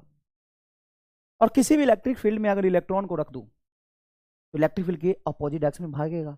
हाँ, और वो एक इलेक्ट्रिक फील्ड के अपोजिट डायरेक्शन में भागेगा तो डायरेक्शनल मोशन होगा, तो करंट इंड्यूस हो जाएगा। हाँ, तो देखो अब तुम इलेक्ट्रॉन न मान के मान लो कन्वेंशनल पॉजिटिव चार्ज है, तो इलेक्ट्रिक फील्ड चाहे सीधा हो, गोल हो, टेढ़ा हो, मेरा हो, कहीं भी किसी चार्ज को रख दो, पॉजिटिव को तो इलेक्ट्रिक फील्ड की डायरेक्शन में ये भागने लगता है, और निगेटिव चार्ज को, इलेक्ट्रॉन को जैसे रख दोगे तो इलेक्ट्रिक फील्ड के अपोजिट डायरेक्शन में इसको दौड़ा देगा। इलेक्ट्रिक फील्ड का काम क्या है? अरे इलेक्ट्रिक फील्ड भेदभाव नहीं करता, इलेक्ट्रिक फील्ड गोरा, काला, नीला, पीला, हरा, मोटा, पतला, पाकिस्तानी, इंडियन, नेपाली, सब तरह के चार्ज पे फोर्स लगाता है, सब तरह के चार्ज पे फोर्स लगाता है। तो जैसे ही इलेक्ट्रिक फील्ड यहां पे इंड्यूस होगा, इलेक्ट्रिक फील्ड चार्ज को अपने अलोंग घुमा देगा, और चार्ज को जैसे अपने अलोंग घुमाया तो करंट फ्लो कर जाए। अच्छा सर नॉन कंडक्टिंग होता तो क्या इलेक्ट्रिक फील्ड इंड्यूस नहीं होता? होता। अगर नॉन कंडक्टिंग होता है यहां पे प्लेट, तो इलेक्ट्रिक फील्ड तो वैरिंग मैग्नेटिक फील्ड के खाली स्पेस में, अगर वैरिंग मैग्नेटिक फील्ड खाली स्पेस में, वहां पे इलेक्ट्रिक फील्ड इंड्यूस हो जाएगा। लेकिन अगर नॉन कंडक्टिंग प्लेट होता तो उसके इलेक्ट्रॉन बाउंडेड होते, वो नहीं भागता। लेकिन कंडक्टिंग प्लेट है तो उसके इलेक्ट्रॉन फ्री है, और फ्री इलेक्ट्रॉन पे जैसे इलेक्ट्रिक फील्ड कहीं दिखेगा, इलेक्ट्रिक फील्ड उसके पाथ के लॉन्ग उसको भगा देगा। तो यहां पे गोल गोल गोल गोल गोल गोल इलेक्ट्रिक फील्ड है, गोल गोल गोल गोल गोल गोल इलेक्ट्रिक फील्ड है, तो उस गोल गोल गोल गोल इलेक्ट्रिक फील्ड में गोल गोल करंट फ्लो करे। कंसेंट्रिक लूप में चार्ज पार्टिकल ऐसे भागिए, ऐसे मान लीजिए पूरा पूरा प्लेट है, इस तरह के करंट फ्लो कर जाते हैं। इसी को कहते हैं ईडी करंट, क्योंकि ये क्लोज पाथ में नहीं फ्लो कर रहा, एक प्लेट में फ्लो कर रहा। Induce electric field concentric form में होता है, और ये किसी बैटरी से फ्लो नहीं कर सकते, ये टाइम वेरिंग मैग्नेटिक फील्ड से ही फ्लो कर सकते। अच्छा यहां पे कुछ और लिखा है, देखो, magnetic flux associated with the plate keeps on changing as the plate moves in and out of the region between the magnetic poles. ले भैया, ये कह रहा है एक नॉर्थ पोल और साउथ पोल के बीच में एक प्लेट ऐसे, ऐसा प्लेट बांध के इसको ऐसे ऐसे फ्लो करा रहा हूं, तो ऑब्वियस सी बात है कि नॉर्थ से साउथ की तरफ मैग्नेटिक फील्ड लाइन जाता है। अब नॉर्थ से साउथ की तरफ मैग्नेटिक फील्ड लाइन जाएगा ऐसे ऐसे, तो प्लेट इधर चल गया तो कोई मैग्नेटिक फील्ड लाइंस पास नहीं करा, जब अंदर आएगा तो मैग्नेटिक फील्ड लाइंस इससे लिंक करेगा, तो वेरिंग मैग्नेटिक फील्ड हो जाएगा, फ्लक्स चेंज होगा तो इलेक्ट्रिक फील्ड इंड्यूस होगा, इलेक्ट्रिक फील्ड इंड्यूस होते ही इसमें प्लेट ईडी करंट इंड्यूस हो जाएगा। और ईडी करंट की डायरेक्शन ऑब्वियस ही बात है, तो लेंज लॉ से पढ़ते आ रहे हो, जब अंदर आएगा तो क्लॉक हो, तो बाहर जाते हुए एंटी क्लॉक हुआ, यही लिखा है। Then flux is into the ED current. Direction of ED current are opposite when the plates swing into in the region and poles when swing out of this region. इस reason के अंदर जाएगा तो induce current की direction, और बाहर निकलते समय इंड्यूस करंट की डायरेक्शन अपोजिट होगा। ये तो बहुत पुरानी कहानी है। इसीलिए हम क्या करते हैं कि कभी अगर ऐसा डैम्पिंग हो रहा हो और मुझे प्लेट को मैग्नेटिक फील्ड से गुजारना हो, तो प्लेट को ना गुजार के इस प्लेट को कट कर देते हैं। इस तरीके का प्लेट कुछ इस तरीके का बनाते हैं। ऐसा इसलिए बनाते हैं क्योंकि लार्ज अमाउंट ऑफ करंट ना फ्लो कर पाए, क्योंकि जितना ज्यादा करंट फ्लो करेगा उतना ज्यादा हीट लॉस भी तो होगा। देखो ऐसा बना लेते हैं। अब इसमें ऐसा नहीं करंट फ्लो नहीं करेगा, करंट करेगा, लेकिन कैसे करेगा? देखो छोटे छोटे ऐसे कंसेंट्रिक सर्कल में करंट करेगा। अब इस कंसेंट्रिक सर्कल में करंट फ्लो करने से ज्यादा फर्क नहीं पड़ेगा। समझ में आया कि नहीं है? तो यही है आपका ईडी करंट। देखो यहाँ पे पतला काट दिया, देखो यहाँ कटा हुआ है सेक्शन इसका। बुझाया कि नहीं बुझाया बताओ? Application of eddy current, magnetic brakes into the train. देख क्या होता है, ये ट्रेन का पहिया है, गोली होगा ना यार। अब मुझे मान लो ट्रेन रफ्तार में चल रही, अब मुझे ना अचानक से इस पर ब्रेक लगाना है, तो इसको मैग्नेटिक ब्रेक कैसे लगाते हैं? वायरिंग मैग्नेटिक फील्ड यहां से अचानक से डेवलप कर देते हैं। तो जैसे वायरिंग मैग्नेटिक फील्ड बहुत लार्ज अमाउंट में मैग्नेटिक फील्ड यहाँ पे वैरी होता है, तो यहाँ पे करंट इंड्यूस हो जाएगा, और वो करंट जिस भी वजह से इंड्यूस हुआ उसको अपोज करेगा। तो उसको अपोज करने के चक्कर में यहाँ पे इतना high amount of electric current induce होगा कि इसके मोशन को अपोज कर देगा। ठीक है ना? यहाँ पे धीरे धीरे ट्रेन का ब्रेक लग जाएगा। इलेक्ट्रोमैग्नेटिक डैम्पिंग, वही तो इलेक्ट्रोमैग्नेटिक डैम्पिंग हुआ। प्लेट अंदर ज्यादा मैग्नेटिक फील्ड की और बाहर निकल रहा, उसको कहते हैं इलेक्ट्रोमैग्नेटिक डैम्पिंग। इंडक्शन फर्नेस मतलब due to high temperature, to create high temperature. कहीं पे मुझे बहुत हाई टेम्परेचर क्रिएट करके मेटल को मेल्ट करना है या कुछ करना है, उसमें क्या करते हैं ना, ईडी ऑल्टरनेटिंग करंट पास कराते थे। ऑल्टरनेटिंग करंट एक वायरिंग करंट होता है, और वायरिंग करंट से, करंट कैरिंग वायर से मैग्नेटिक फील्ड इंड्यूस होता है। ध्यान से, करंट कैरिंग वायर से क्या होता है? मैग्नेटिक फील्ड इंड्यूस होता है। तो ठीक है, कहीं से वायर से मैं high amount of electric AC current pass कराऊंगा तो उसे स्पेस में वायरिंग मैग्नेटिक फील्ड क्रिएट होगा, और वायरिंग मैग्नेटिक फील्ड मान लो कोई मेटल प्लेट वगैरह रखा है, उसमें एडी करंट इंड्यूस होगा। फिर से बोल रहा हूँ, बच्चे को कंफ्यूजन होता है, ध्यान से सुन ले। किसी भी वायर से एसी करंट फ्लो कराऊं तो current carrying wire magnetic field create करता है, तो एसी वायरिंग करंट है तो मैग्नेटिक फील्ड भी वायरिंग होगा। और मान लो यहाँ पे कोई प्लेट रखा तो उसे वायरिंग मैग्नेटिक फील्ड जा रहा, तो इसमें ईडी करंट इंड्यूस हो जाएगा, और ईडी करंट फ्लो करेगा जितना लार्ज अमाउंट में, हीट तो प्रोड्यूस होता ही, चार्ज के मूव करने से करंट आएगा, करंट से हीट आएगा, H बराबर आई स्क्वायर आर टी। तो हीट अप होने की वजह से इसका टेम्परेचर बढ़ जाए, तो हो सकता है मेटल मेल्ट कर जाए, हाई टेम्परेचर पे मेटल मेल्ट कर जाए। यही है electric induction furnace. Electric power meter, जब तुम्हारे घर में इलेक्ट्रिक मीटर लगा होगा, लगा है क्या? नहीं लगा? पहले कनेक्शन तुमने लक्सी फंसा के लगाया है तो कहां से आएगा बिल? है ना, प्रॉपर कनेक्शन लेना होता है। तुम्हारे घर में बिजली कैसे आती है? पीछे से तार निकाल के पोल पे जाकर डायरेक्ट फंसा दियो तो थोड़ी ना आएगा। जिसके घर में मीटर लगा हो ना, उसके घर में जाके देखना, ध्यान से देखोगे तो एक गोल चक्का टाइप लगातार घूम रहा होता है। तो पता है कैसे घूमता है वो? देखो होता क्या है कि तुम्हारे घर में एसी करंट ऐसे आ रहा, तो एसी करंट से वायरिंग मैग्नेटिक फील्ड यहाँ पे क्रिएट होगा। तो यहाँ पे क्या करते हैं अपन, एक फिक्स प्लेट लगा देते हैं, सर्कुलर प्लेट लगा देते हैं। जैसे यहाँ पे एसी जितना ज्यादा पास करता है, तो एसी के पास करने से, एसी करंट पास करने से मैग्नेटिक फील्ड क्रिएट होता है। एसी वायरिंग करंट है तो वायरिंग मैग्नेटिक फील्ड आता है। वायरिंग एंड मैग्नेटिक फील्ड इसमें ईडी करंट प्रोड्यूस करेगा, ईडी करंट की वजह से ही घूम जाता है। देखो ऐसे ईडी करंट प्रोड्यूस होगा, ईडी करंट की वजह से घूमता है, तो 100 बार 200 बार घूमेगा तो 1 यूनिट इलेक्ट्रिसिटी आ जाएगा। तो इस तरीके का यूज कर इलेक्ट्रिक पावर में। तो तुम तो ये याद रखो बस कि कहां कहां यूज होता है, बस इससे ज्यादा कुछ नहीं समझना। Next is AC generator. Nikola Tesla का नाम सुना है? हेलो, मुझे लगा यार कहीं आवाज तो बंद तो नहीं हो गया? निकोला टेस्ला का नाम सुना है? निकोला टेस्ला बहुत ही महान साइंटिस्ट, बाप था सबका। तो निकोला टेस्ला ने पहले एक डीसी मोटर पहले से हुआ करता था, एसी डीसी वॉर के नाम से तुम गूगल करोगे ना तो पता होना चाहिए यार थोड़ा बहुत, तुम सुनना कभी यूट्यूब पे जाके देखोगे तो एसी डीसी वायर के नाम से तुम्हें मिल जाएगा बहुत सारी वीडियो, है ना। तो पहले डीसी करंट हुआ करता था, लेकिन फिर मैं समझाऊंगा एसी करंट जब पढ़ाएंगे तो एसी डीसी वॉर के नाम से फेमस दो साइंटिस्ट की कहानी है, निकोला टेस्ला और Thomas Alva Edison. Thomas Alva Edison DC को सप्लाई करता था बहुत बड़े वाला हो। थॉमस अल्वा एडिसन था तो साइंटिस्ट, डीसी बल्ब उसने बनाया था, दुनिया को रात में उजाला दिखाने वाला पहला इंसान था थॉमस अल्वा एडिसन, लेकिन था बहुत बड़े वाला, बहुत बड़े वाला। टेस्ला ने उसको चैलेंज दिया, बहुत लंबी कहानी, बहुत इंटरेस्टिंग। और टेस्ला ने एसी जनरेटर बनाया। AC generator convert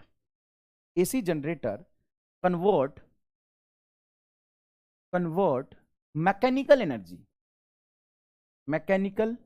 energy into electrical energy. Mechanical energy into electrical कैसे? तो किसी भी लूप में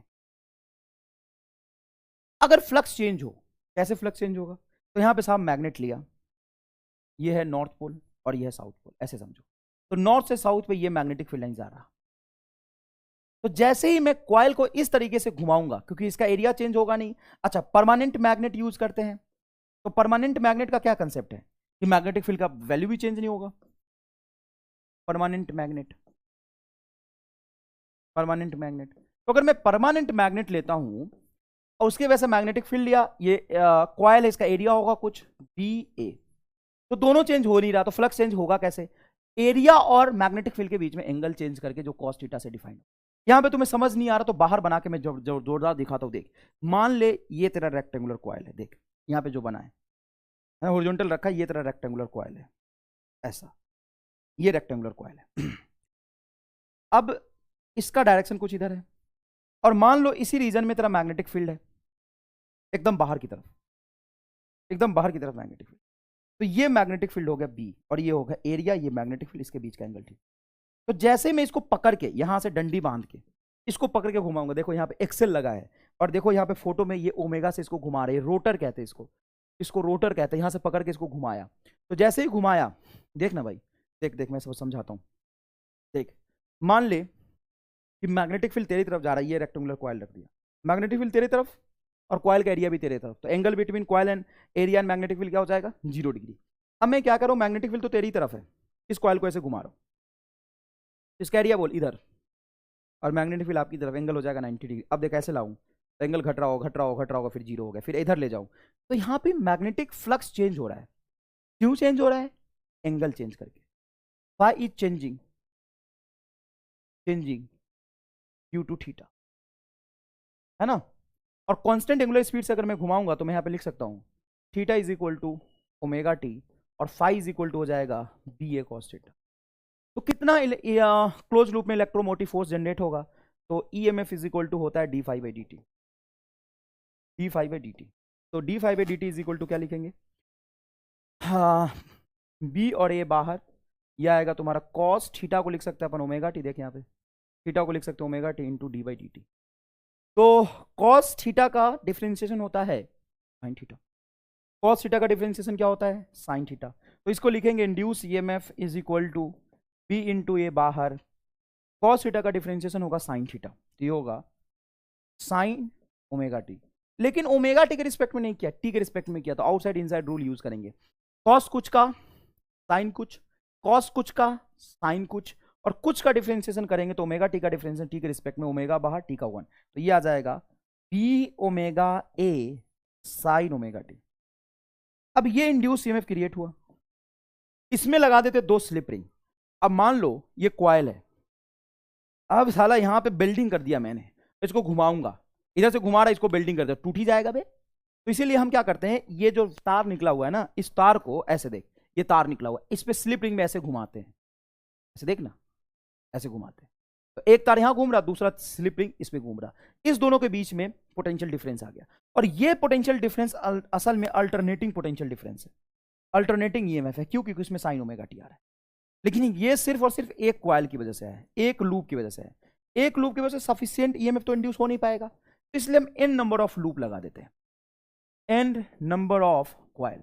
जब हम एन नंबर ऑफ कॉइल लगाते हैं तो ईएमएफ की वैल्यू आ जाती है, क्या जाती है बेटा? ईएमएफ की वैल्यू आ जाती है N b a omega sine omega T.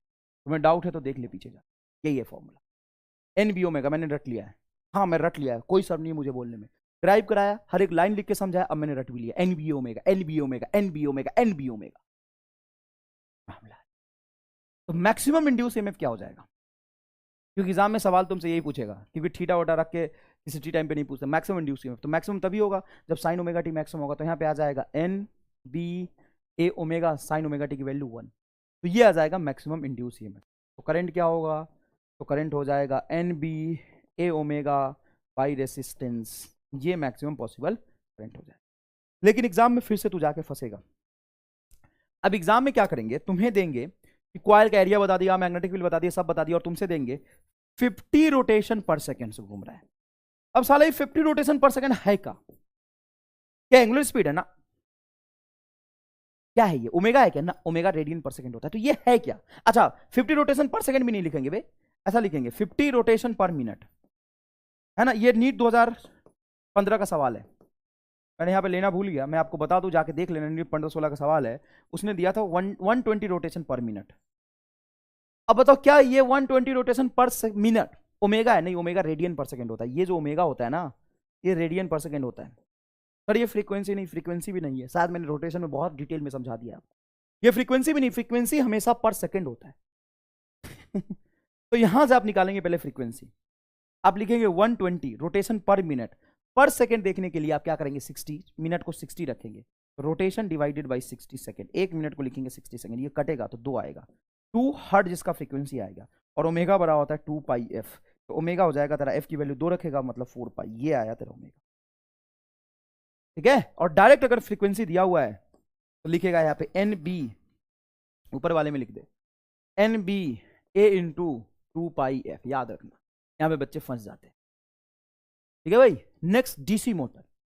DC motor वही जो जिससे पंखा चल रहा, डीसी मोटर लगा होता है। मोटर जो चलता है कई जगह यूज होता है, फैन में, इलेक्ट्रिक कार्स में, लेना यहाँ लिखा है कहाँ कहाँ यूज होता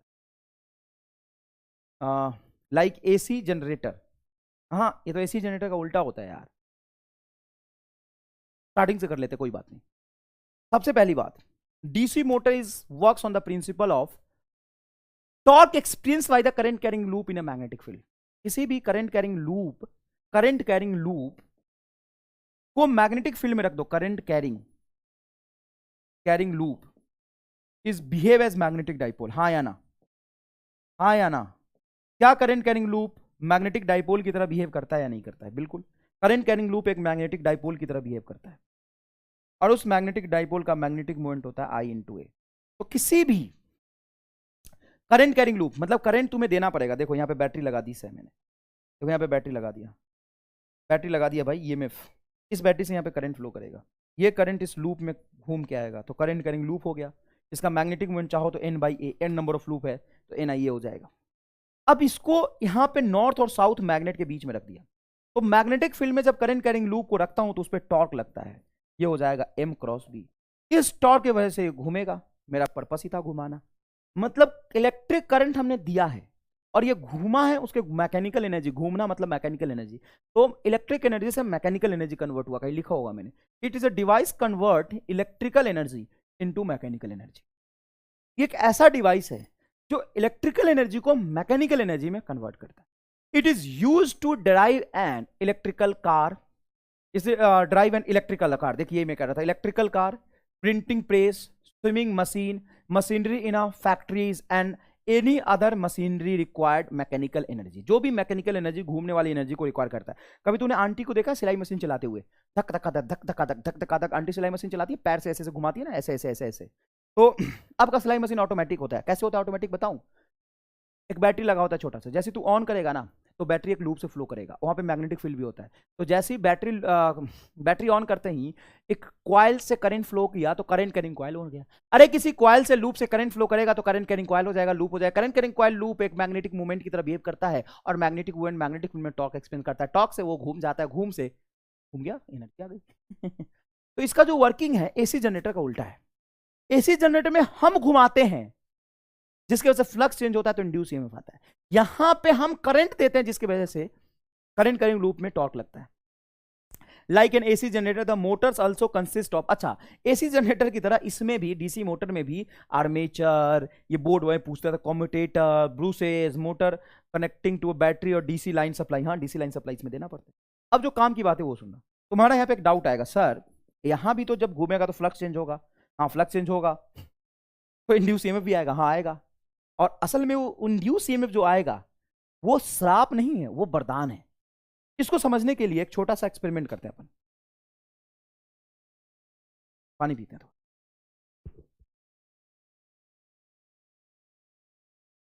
छोटा सा एक्सपेरिमेंट ये करते हैं।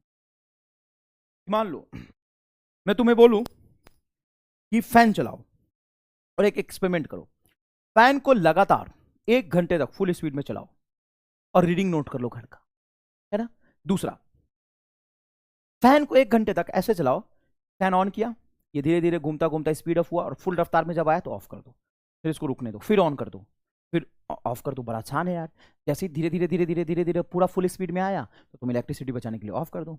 जब ऑफ कर दोगे तो अभी तो फैन घूमता घूमता घूमता घूमता रुकेगा। फिर तुम्हें लगेगा कि अच्छा अब इलेक्ट्रिसिटी मैंने इतना बचा लिया, अब फिर से दे देता हूँ। फिर जब दिया, धीरे धीरे घूमते हुए फुल स्पीड पे आया, फिर तुम ऑफ कर दो, फिर इलेक्ट्रिसिटी कम देर तक जाएगा। 1 घंटे तक ऐसे करो और 1 घंटे तक फुल स्पीड में चलते दो। किस केस में बिजली बिल ज्यादा आएगा? सोचो। सर हमको क्या फर्क पड़ता है, हमारे घर में तो चोरी का बिजली है, बिजली बिल देते ही नहीं हम। बकलोल। किस केस में बिजली बिल ज्यादा आएगा बताओ?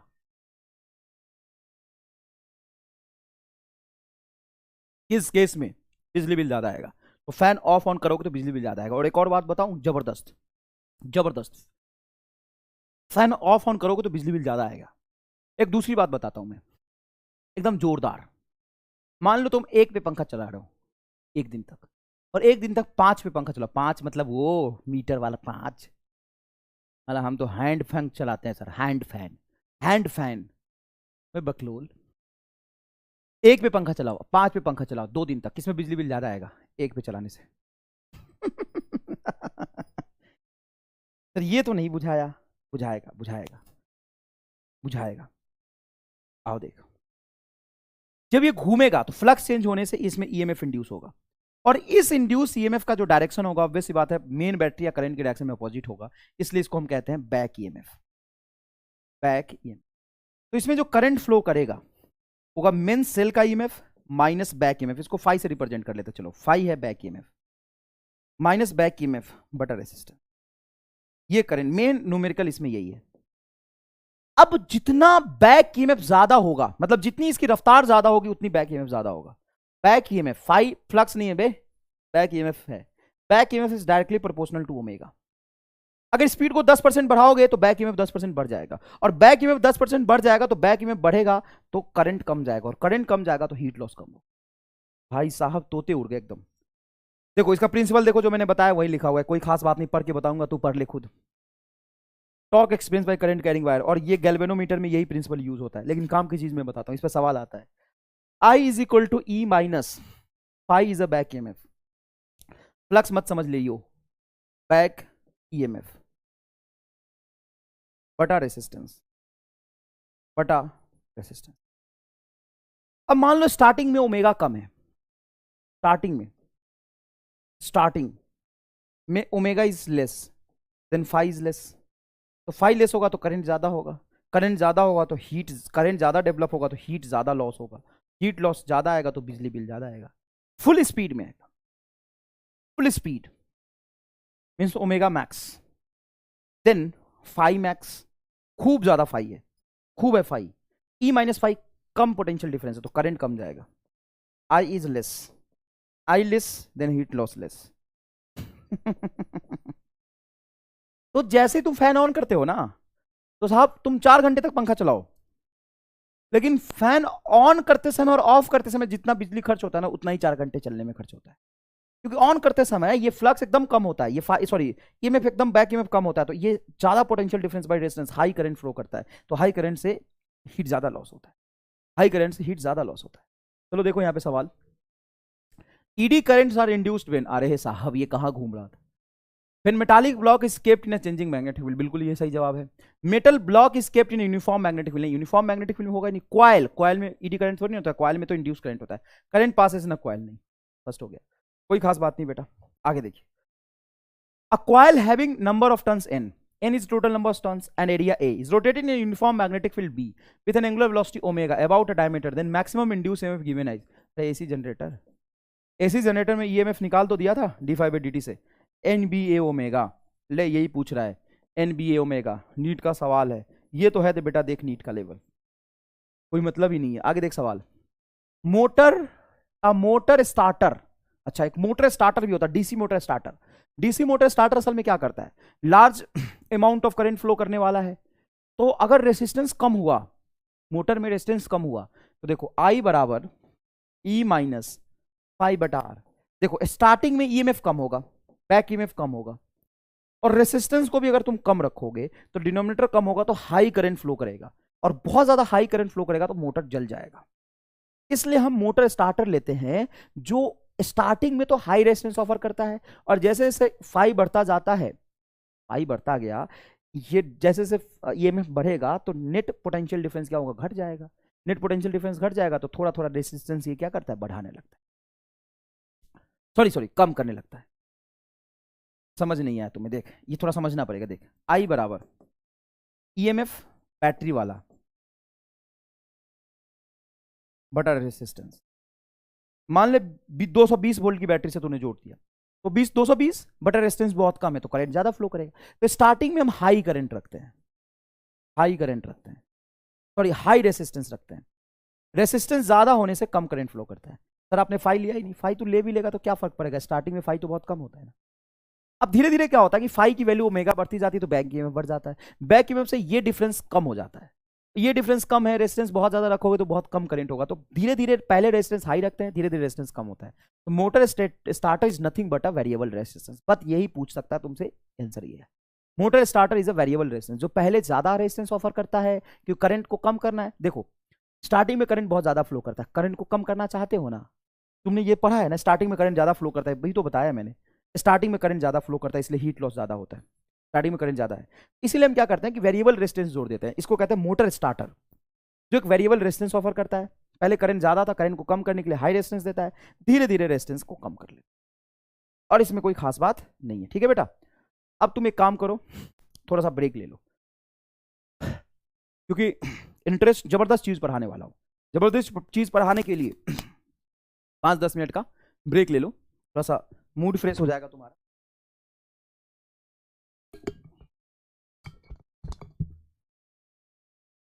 आप भी ले लो ना, मुझे मजा आ रहा है, मुझे कोई दिक्कत नहीं है, थकते तुम हो, कमजोर हो तुम, कमजोर मैं नहीं हूं, तू कमजोर है, थक जाता है। आगे की कहानी समझ रहा है, नहीं हो पाएगा, बट ले, है ना, तो नहीं मैं जेन्युइनली कह रहा हूं, अब कमजोर हो तो हो, अब इफिशियंसी अचानक से तो नहीं बढ़ सकती, तो थोड़ा ब्रेक ले लो, मैं जेन्युइनली बोल रहा हूं बेटा, है ना, घबराना नहीं है।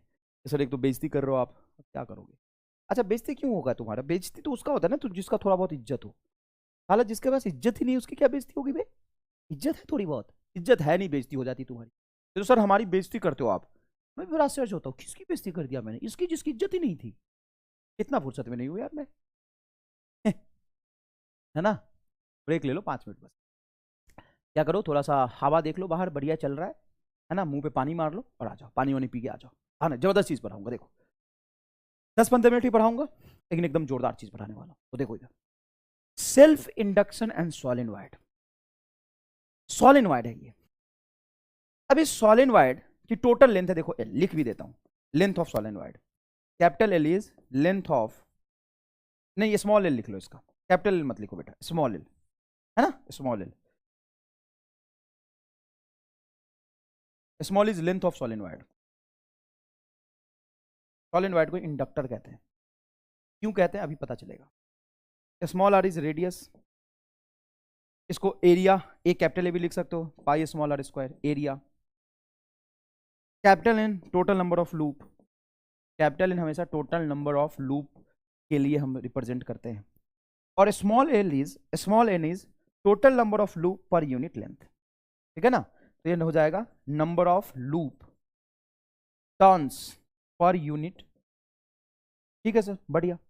अब इसमें करंट फ्लो कर रहा आई, करंट कितना फ्लो कर रहा है इसमें, आई, देखिए धारा लिखा है करंट, करंट फ्लो कर रहा है।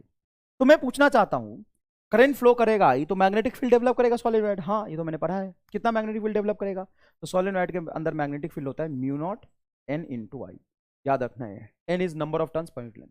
अगर मैं पूछूं इसी मैग्नेटिक फील्ड की वजह से टोटल फ्लक्स कितना पास करेगा सॉलिनॉइड से, टोटल फ्लक्स, सॉलिनॉइड से बेटा टोटल फ्लक्स पास करेगा, आवाज आ रही ना, टोटल फ्लक्स पास करेगा बी इंटू ए। टोटल फ्लक्स कितना पास करेगा, बी इंटू ए, आसान बात है, बी इंटू ए फ्लक्स पास करेगा, ठीक है सर, बी इंटू ए फ्लक्स पास कर रहा। तो अब यहां से फ्लक्स पास कर रहा है बी डॉट ए, इसकी वैल्यू एग्जैक्टली निकालू मैं, तो ए तो एक लूप का एरिया है,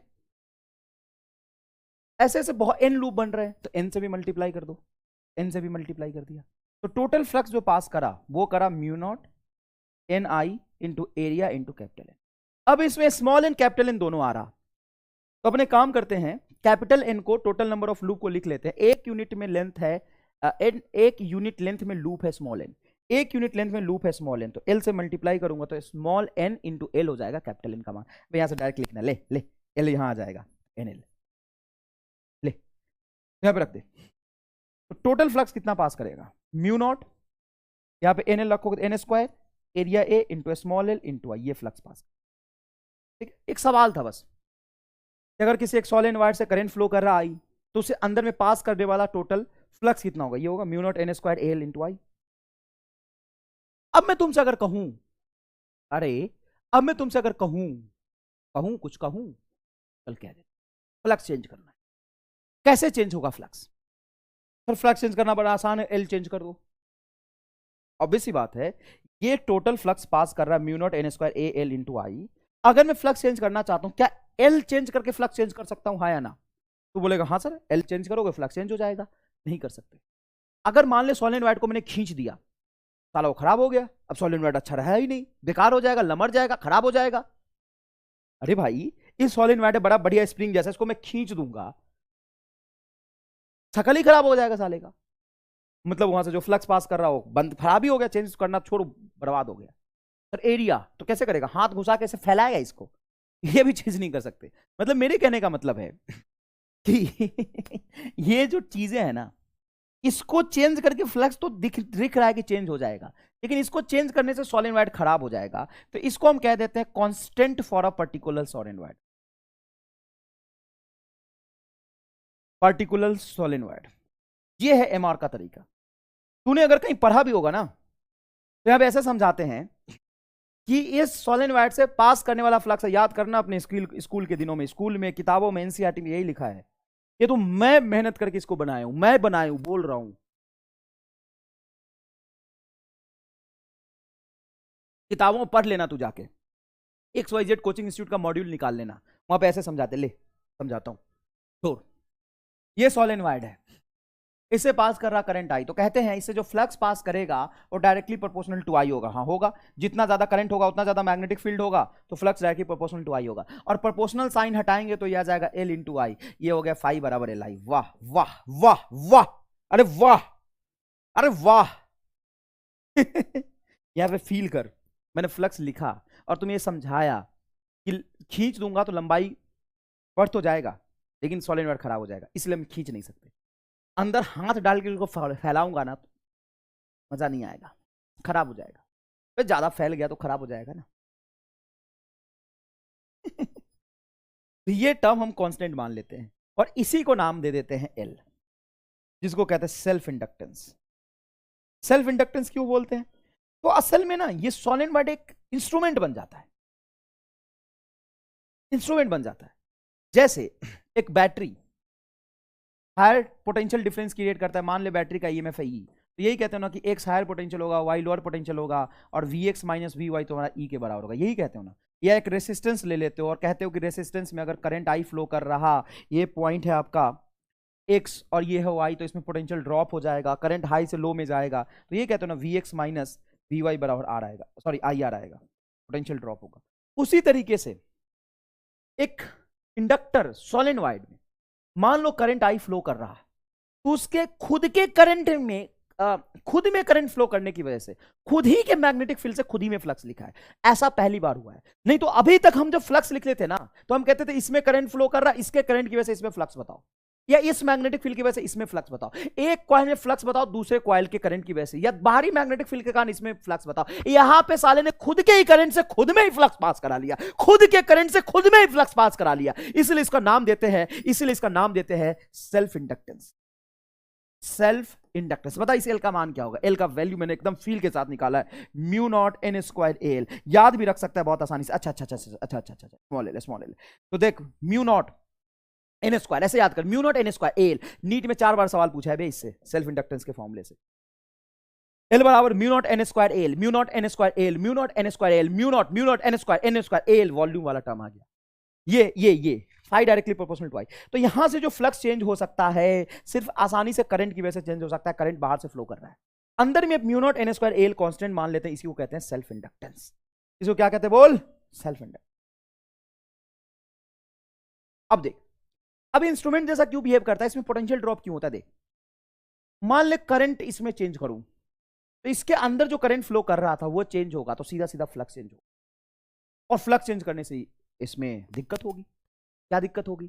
तो कॉइल हो, लूप हो या सॉलिनॉइड हो, कॉइल हो, लूप हो या सॉलिनॉइड हो, सबको दिक्कत है। सबको दिक्कत है किसके वजह से? फ्लक्स में चेंज होने की वजह से। और सॉलिनॉइड में जो फ्लक्स पास कर रहा वो एल के बराबर कर रहा है। मान लो यहां पे कांस्टेंट करंट फ्लो कर रहा है, मतलब ये डीसी करंट है, तो एल तो वैसे भी कांस्टेंट होता है सॉलिनॉइड का, और करंट भी कांस्टेंट है, तो एल आई बराबर फाई होता है, फाई कांस्टेंट।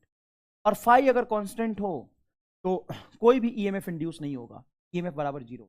मतलब ये inductor will behave as a simple wire, inductor will behave as simple wire. Constant current flow कराओगे तो फाई बराबर एल आई होता है, फ्लक्स भी कांस्टेंट होगा, तो इस इंडक्टर के जीवन में कोई परेशानी नहीं है। लेकिन इस इंडक्टर में अब आएगा मजा, अगर तुम करंट को चेंज करो तो सीधी सी बात है फाई चेंज होगा, और फाई बराबर होता है एल आई। करंट को चेंज करोगे तो फाई चेंज होगा, और change in magnetic flux, rate of change in magnetic flux EMF होता है, तो यहां पे ईएमएफ आ जाएगा minus D phi by D T, और फाई की जब एल आई रखोगे, एल तो कांस्टेंट होता है, ये होगा minus L D I by D T. तो minus L D I by D T, current में चेंज आएगा तभी इसमें फ्लक्स चेंज होगा, तो minus L D I by D T कहते हैं बैक ईएमएफ। मतलब किसी भी सॉलिनॉइड से अगर वेरिएबल करंट फ्लो करता है, किसी भी सॉलिनॉइड से अगर वेरिएबल करंट फ्लो करता है, तो सॉलिनॉइड कहता है मुझे दिक्कत हो रहा। सॉलिनॉइड को पसंद नहीं है क्या? करंट में चेंज। क्या कह सकते हो ना, इसमें फ्लक्स करंट पे डिपेंड कर रहा है, तो सॉलिनॉइड को पसंद नहीं है। सॉलिनॉइड किससे प्यार करता है? याद रख लेना, एक छोटी छोटी टैगलाइन होती है जो इंपॉर्टेंट होता है। सॉलिनॉइड डीसी से प्यार करता है, सॉलिनॉइड डीसी से प्यार करता है, कहता है तुम आओ ना मैं तुम्हें आने दूंगा, अरे तुम आओ ना मैं तुम्हें आने दूंगा, तुम्हारे से मुझे कोई परेशानी नहीं है, तुम जब आते हो तो होते हो ना, जब तुम आते हो तो मेरे तन बदन में संतुष्टि होता है, मैं कुछ नहीं करता हूं, मैं आराम से तुम्हें आने देता हूं, और तुम्हारे लिए तुम एकदम सीधा तार बन जाता हूं। सॉलिनॉइड क्या कहता है कि तुम्हारे लिए मैं सीधा तार बन जाता हूं, मुझे कोई परेशानी नहीं है। लेकिन इस सॉलिनॉइड में अगर करंट वेरी करेगा तो सॉलिनॉइड के अंदर एक पोटेंशियल ड्रॉप हो जाएगा, जिसको हम कहते हैं बैक ईएमएफ। तो जैसे ही मान लो करंट बढ़ रहा, तो सॉलिनॉइड के दोनों एंड के क्रॉस एक पोटेंशियल डिफरेंस आएगा, सॉलिनॉइड के दोनों एंड के क्रॉस एक पोटेंशियल डिफरेंस आएगा, जो कि करंट के बढ़ने का अपोज करे। मतलब अब दो बातें हैं कि सॉलिनॉइड में पोटेंशियल ड्रॉप होगा, तो दो बातें, कितना होगा और किधर होगा।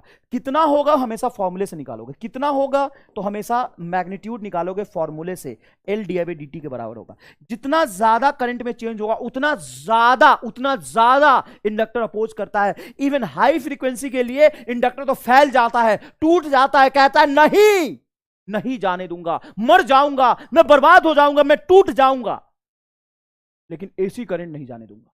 नफरत है इंडक्टर को चेंज से। और एसी करंट वेरिएबल करंट होता है, चेंजिंग करंट होता है, एसी करंट चेंजिंग करंट होता है। तो इंडक्टर कहता है नहीं, एसी से नफरत है मुझे, डीसी फ्लो कराओ ना, डीसी कराओ ना, कोई दिक्कत नहीं है, एक सीधे तार की तरह व्यवहार करूंगा मैं, सिंपल वायर की तरह बिहेव करूंगा, लेकिन एसी नहीं, एसी नहीं।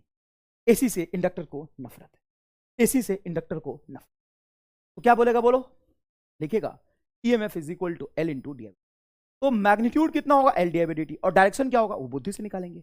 अगर करंट बढ़ रहा तो इंडक्टर उसको अपोज करेगा। और मान लो किसी इंडक्टर से तुम करंट फ्लो करा रहे हो और करंट कम हो रहा, इंडक्टर बोलेगा अरे यार कम क्यों हो रहा, कांस्टेंट रहना, नहीं रह पा रहा तो मैं एक बैटरी बना लेता हूं।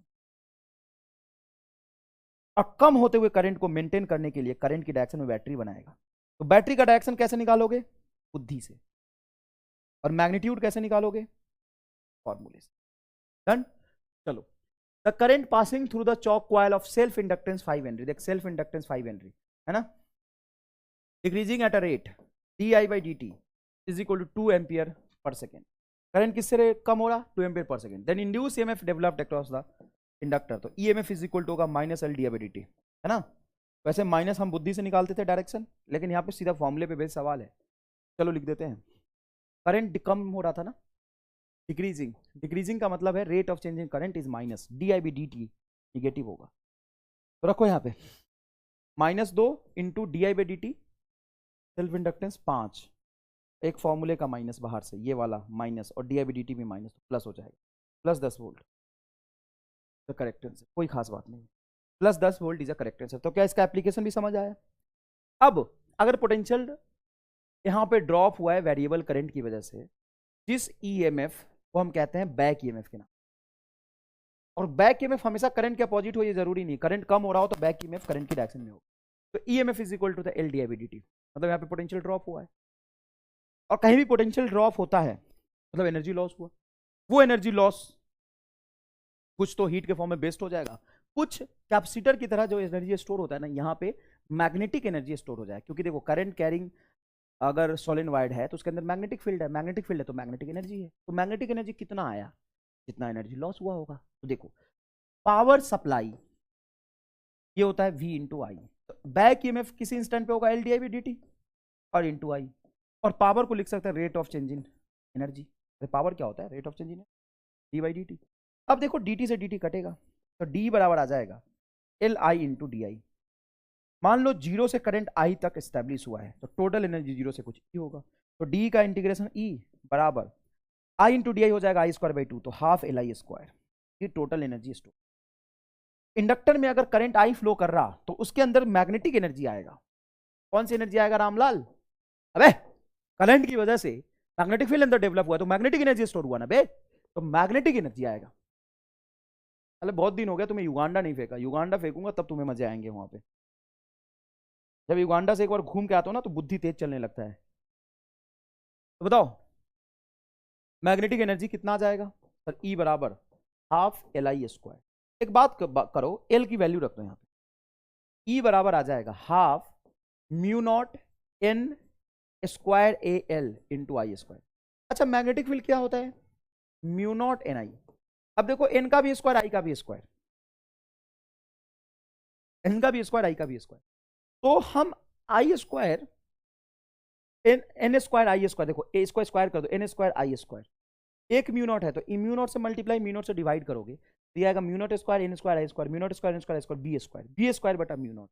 एनर्जी आ जाएगा तेरा ऊपर में बचेगा बी स्क्वायर बटा 2, ये तो बचेगा, सारा खत्म हो गया सर, एल हाँ एल और बचेगा, ये टोटल एनर्जी स्टोर हो।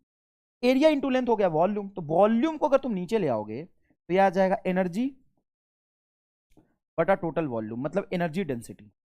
ये क्या आ जाएगा, एनर्जी डेंसिटी। तो एनर्जी डेंसिटी की जो वैल्यू है वो डिफाइन हो जाएगा एनर्जी डेंसिटी बी स्क्वायर बटा 2 म्यू नॉट।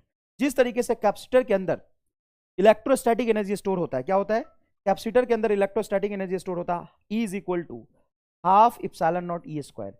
उसी तरह इंडक्टर के अंदर मैग्नेटिक एनर्जी स्टोर होता है। इंडक्टर के अंदर कौन सी एनर्जी स्टोर होता है,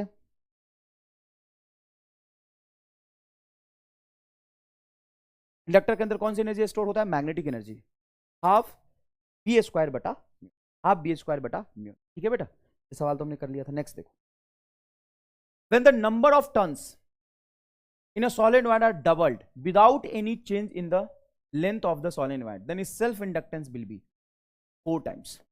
कैसे देख, सेल्फ इंडक्टेंस की वैल्यू होती है mu naught N square A into L, लेकिन यहां पे एन तो number of turns per unit length है। इसको अगर स्मॉल एन को कैपिटल एन बटा एल लिखूंगा तो ये होगा म्यू नॉट कैपिटल एन का होल स्क्वायर बटा लेंथ का होल स्क्वायर। ए एक लेंथ यहाँ है और नीचे लेंथ का होल स्क्वायर, तो नीचे लेंथ आ जाएगा। तो देखो इसको डबल करोगे तो 2 का होल स्क्वायर 4 टाइम्स चेंज हो जाएगा।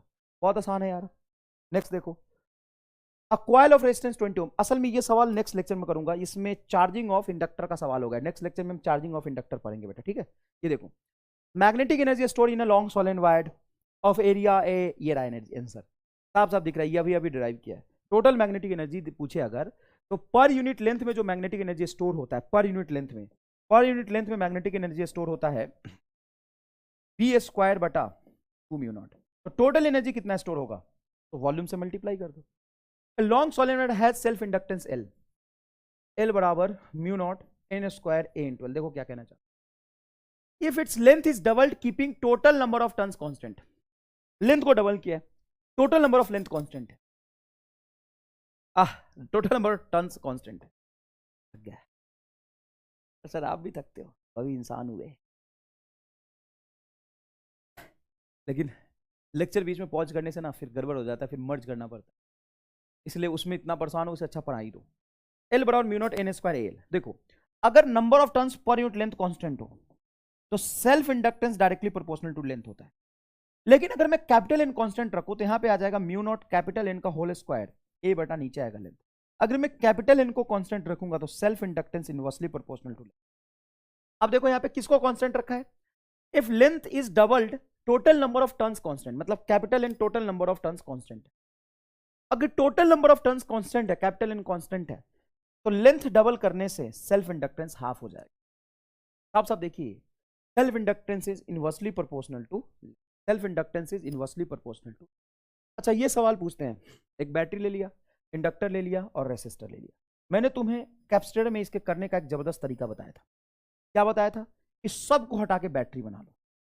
देखो करंट हमेशा हायर से लोअर टर्मिनल की तरफ जाता है, तो रेसिस्टेंस को हटा के करंट जिधर फ्लो कर रहा है उधर लोअर टर्मिनल बना लो, और ये पोटेंशियल हो जाएगा आई इंटू आर। बताओ आई कितना है, आई है 4 एम्पियर। देखो ना यहाँ पे 4 एम्पियर, 4 इंटू रेसिस्टेंस बोलो 1 बराबर 4 वोल्ट का ड्रॉप होगा। ले आसान है कि नहीं बोल, बहुत आसान है।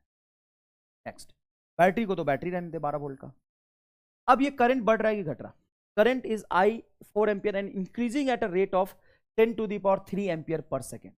10 to the power 3 ampere per second से करंट इंक्रीज, मतलब पक्की बात है करंट बढ़ रहा।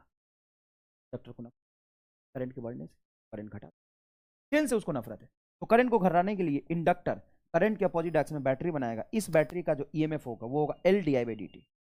एल की वैल्यू बोल, या मिली हेनरी होगा कुछ देखना, 5 मिली हेनरी। देख तो 5 मिली का मतलब 10 to the power -3 into D I by D T हो गया तेरा 10 टू द पावर +3, तो आ गया 5 वोल्ट। ये क्या आ गया 5 वोल्ट। तो तुमसे ए और बी के बीच में पोटेंशियल डिफरेंस पूछ, तो चलना तो सिखाया था मैंने, बैटरी में चलना है बस। तो बता वी ए इधर हायर है, क्यों हायर है कि करंट हाई से लो जाता है, तो -4। इसका भी इधर हायर है -12, इसका भी इधर हायर ले लोटा -5 बराबर वी बी।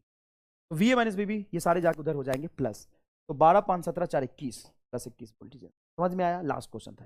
अरे बाप रे एक और है। अच्छा ये बड़ा आसान है, हालांकि नीट 2016 नीट का सबसे मुश्किल साल में जो सवाल पूछा था वो पेपर था 2016, और आंसर देखना एक ही लाइन में लिखूंगा। A long solenoid has 1000 turns. When a current of 4 ampere flowing through it, the magnetic flux linked with each turns. एक टर्न से इतना मैग्नेटिक फ्लक्स है और इतने टोटल टर्न्स इतना है, तो टोटल फ्लक्स बराबर हो जाएगा तेरा 4 इंटू 10⁻³ इंटू 1000, ये टोटल फ्लक्स हो गया। और फ्लक्स बड़ा होता है LI, 1000 से 10⁻³ कटेगा 4 बराबर L इंटू करंट कितना फ्लो करा 4 एम्पियर इंटू 4 से 4 कटेगा, सेल्फ इंडक्टेंस 1 हेनरी आ गया, मतलब 1 henry is the correct answer. ले भाई एक और सवाल करते हैं। Magnetic potential energy store in a certain inductor is 25 milli joule, मतलब ये एनर्जी इतना स्टोर हुआ, मैग्नेटिक एनर्जी है ना 25 milli joule. When current in the inductor is 60 milli ampere, current है तेरा 60 milli ampere, then inductor of inductance, NEET 2018। अब समझ आया कि नीट में सवाल क्या पूछ रहा था, नीट में सवाल कैसा पूछ रहा है, देख रामलाल क्या सवाल है यार, क्या ही सवाल है ये। एनर्जी दिया, आई दिया, एक minute, magnetic potential energy store in inductor of certain inductor is 25 milli joule, when the, हाँ तो टोटल एनर्जी होता है half LI square, half LI square, U दिया, आई दिया, एल निकाल ले, क्या कहूं इसमें, क्या कहूं इसको, है ना। अब धन्यवाद, ठीक है ना। तो थैंक यू मेरे प्यारे रामलाल, आपका बहुत बहुत धन्यवाद, है ना। तो नीट के 2-2 3-3 सवाल हमने कर लिए। नेक्स्ट लेक्चर में चार्जिंग ऑफ इंडक्टर को समझेंगे और एकदम जोरदार तरीके से समझाऊंगा, चार्जिंग ऑफ इंडक्टर में एकदम फील आ जाएगा, है ना। और RL सर्किट, इंडक्टर और रेजिस्टर सर्किट, जैसे RC सर्किट हुआ करता तो उसी RL सर्किट, इस पे सवाल नीट में पूछे जाते हैं, खूब पूछे जाते हैं। नेक्स्ट लेक्चर में, जय हिंद, जय भारत।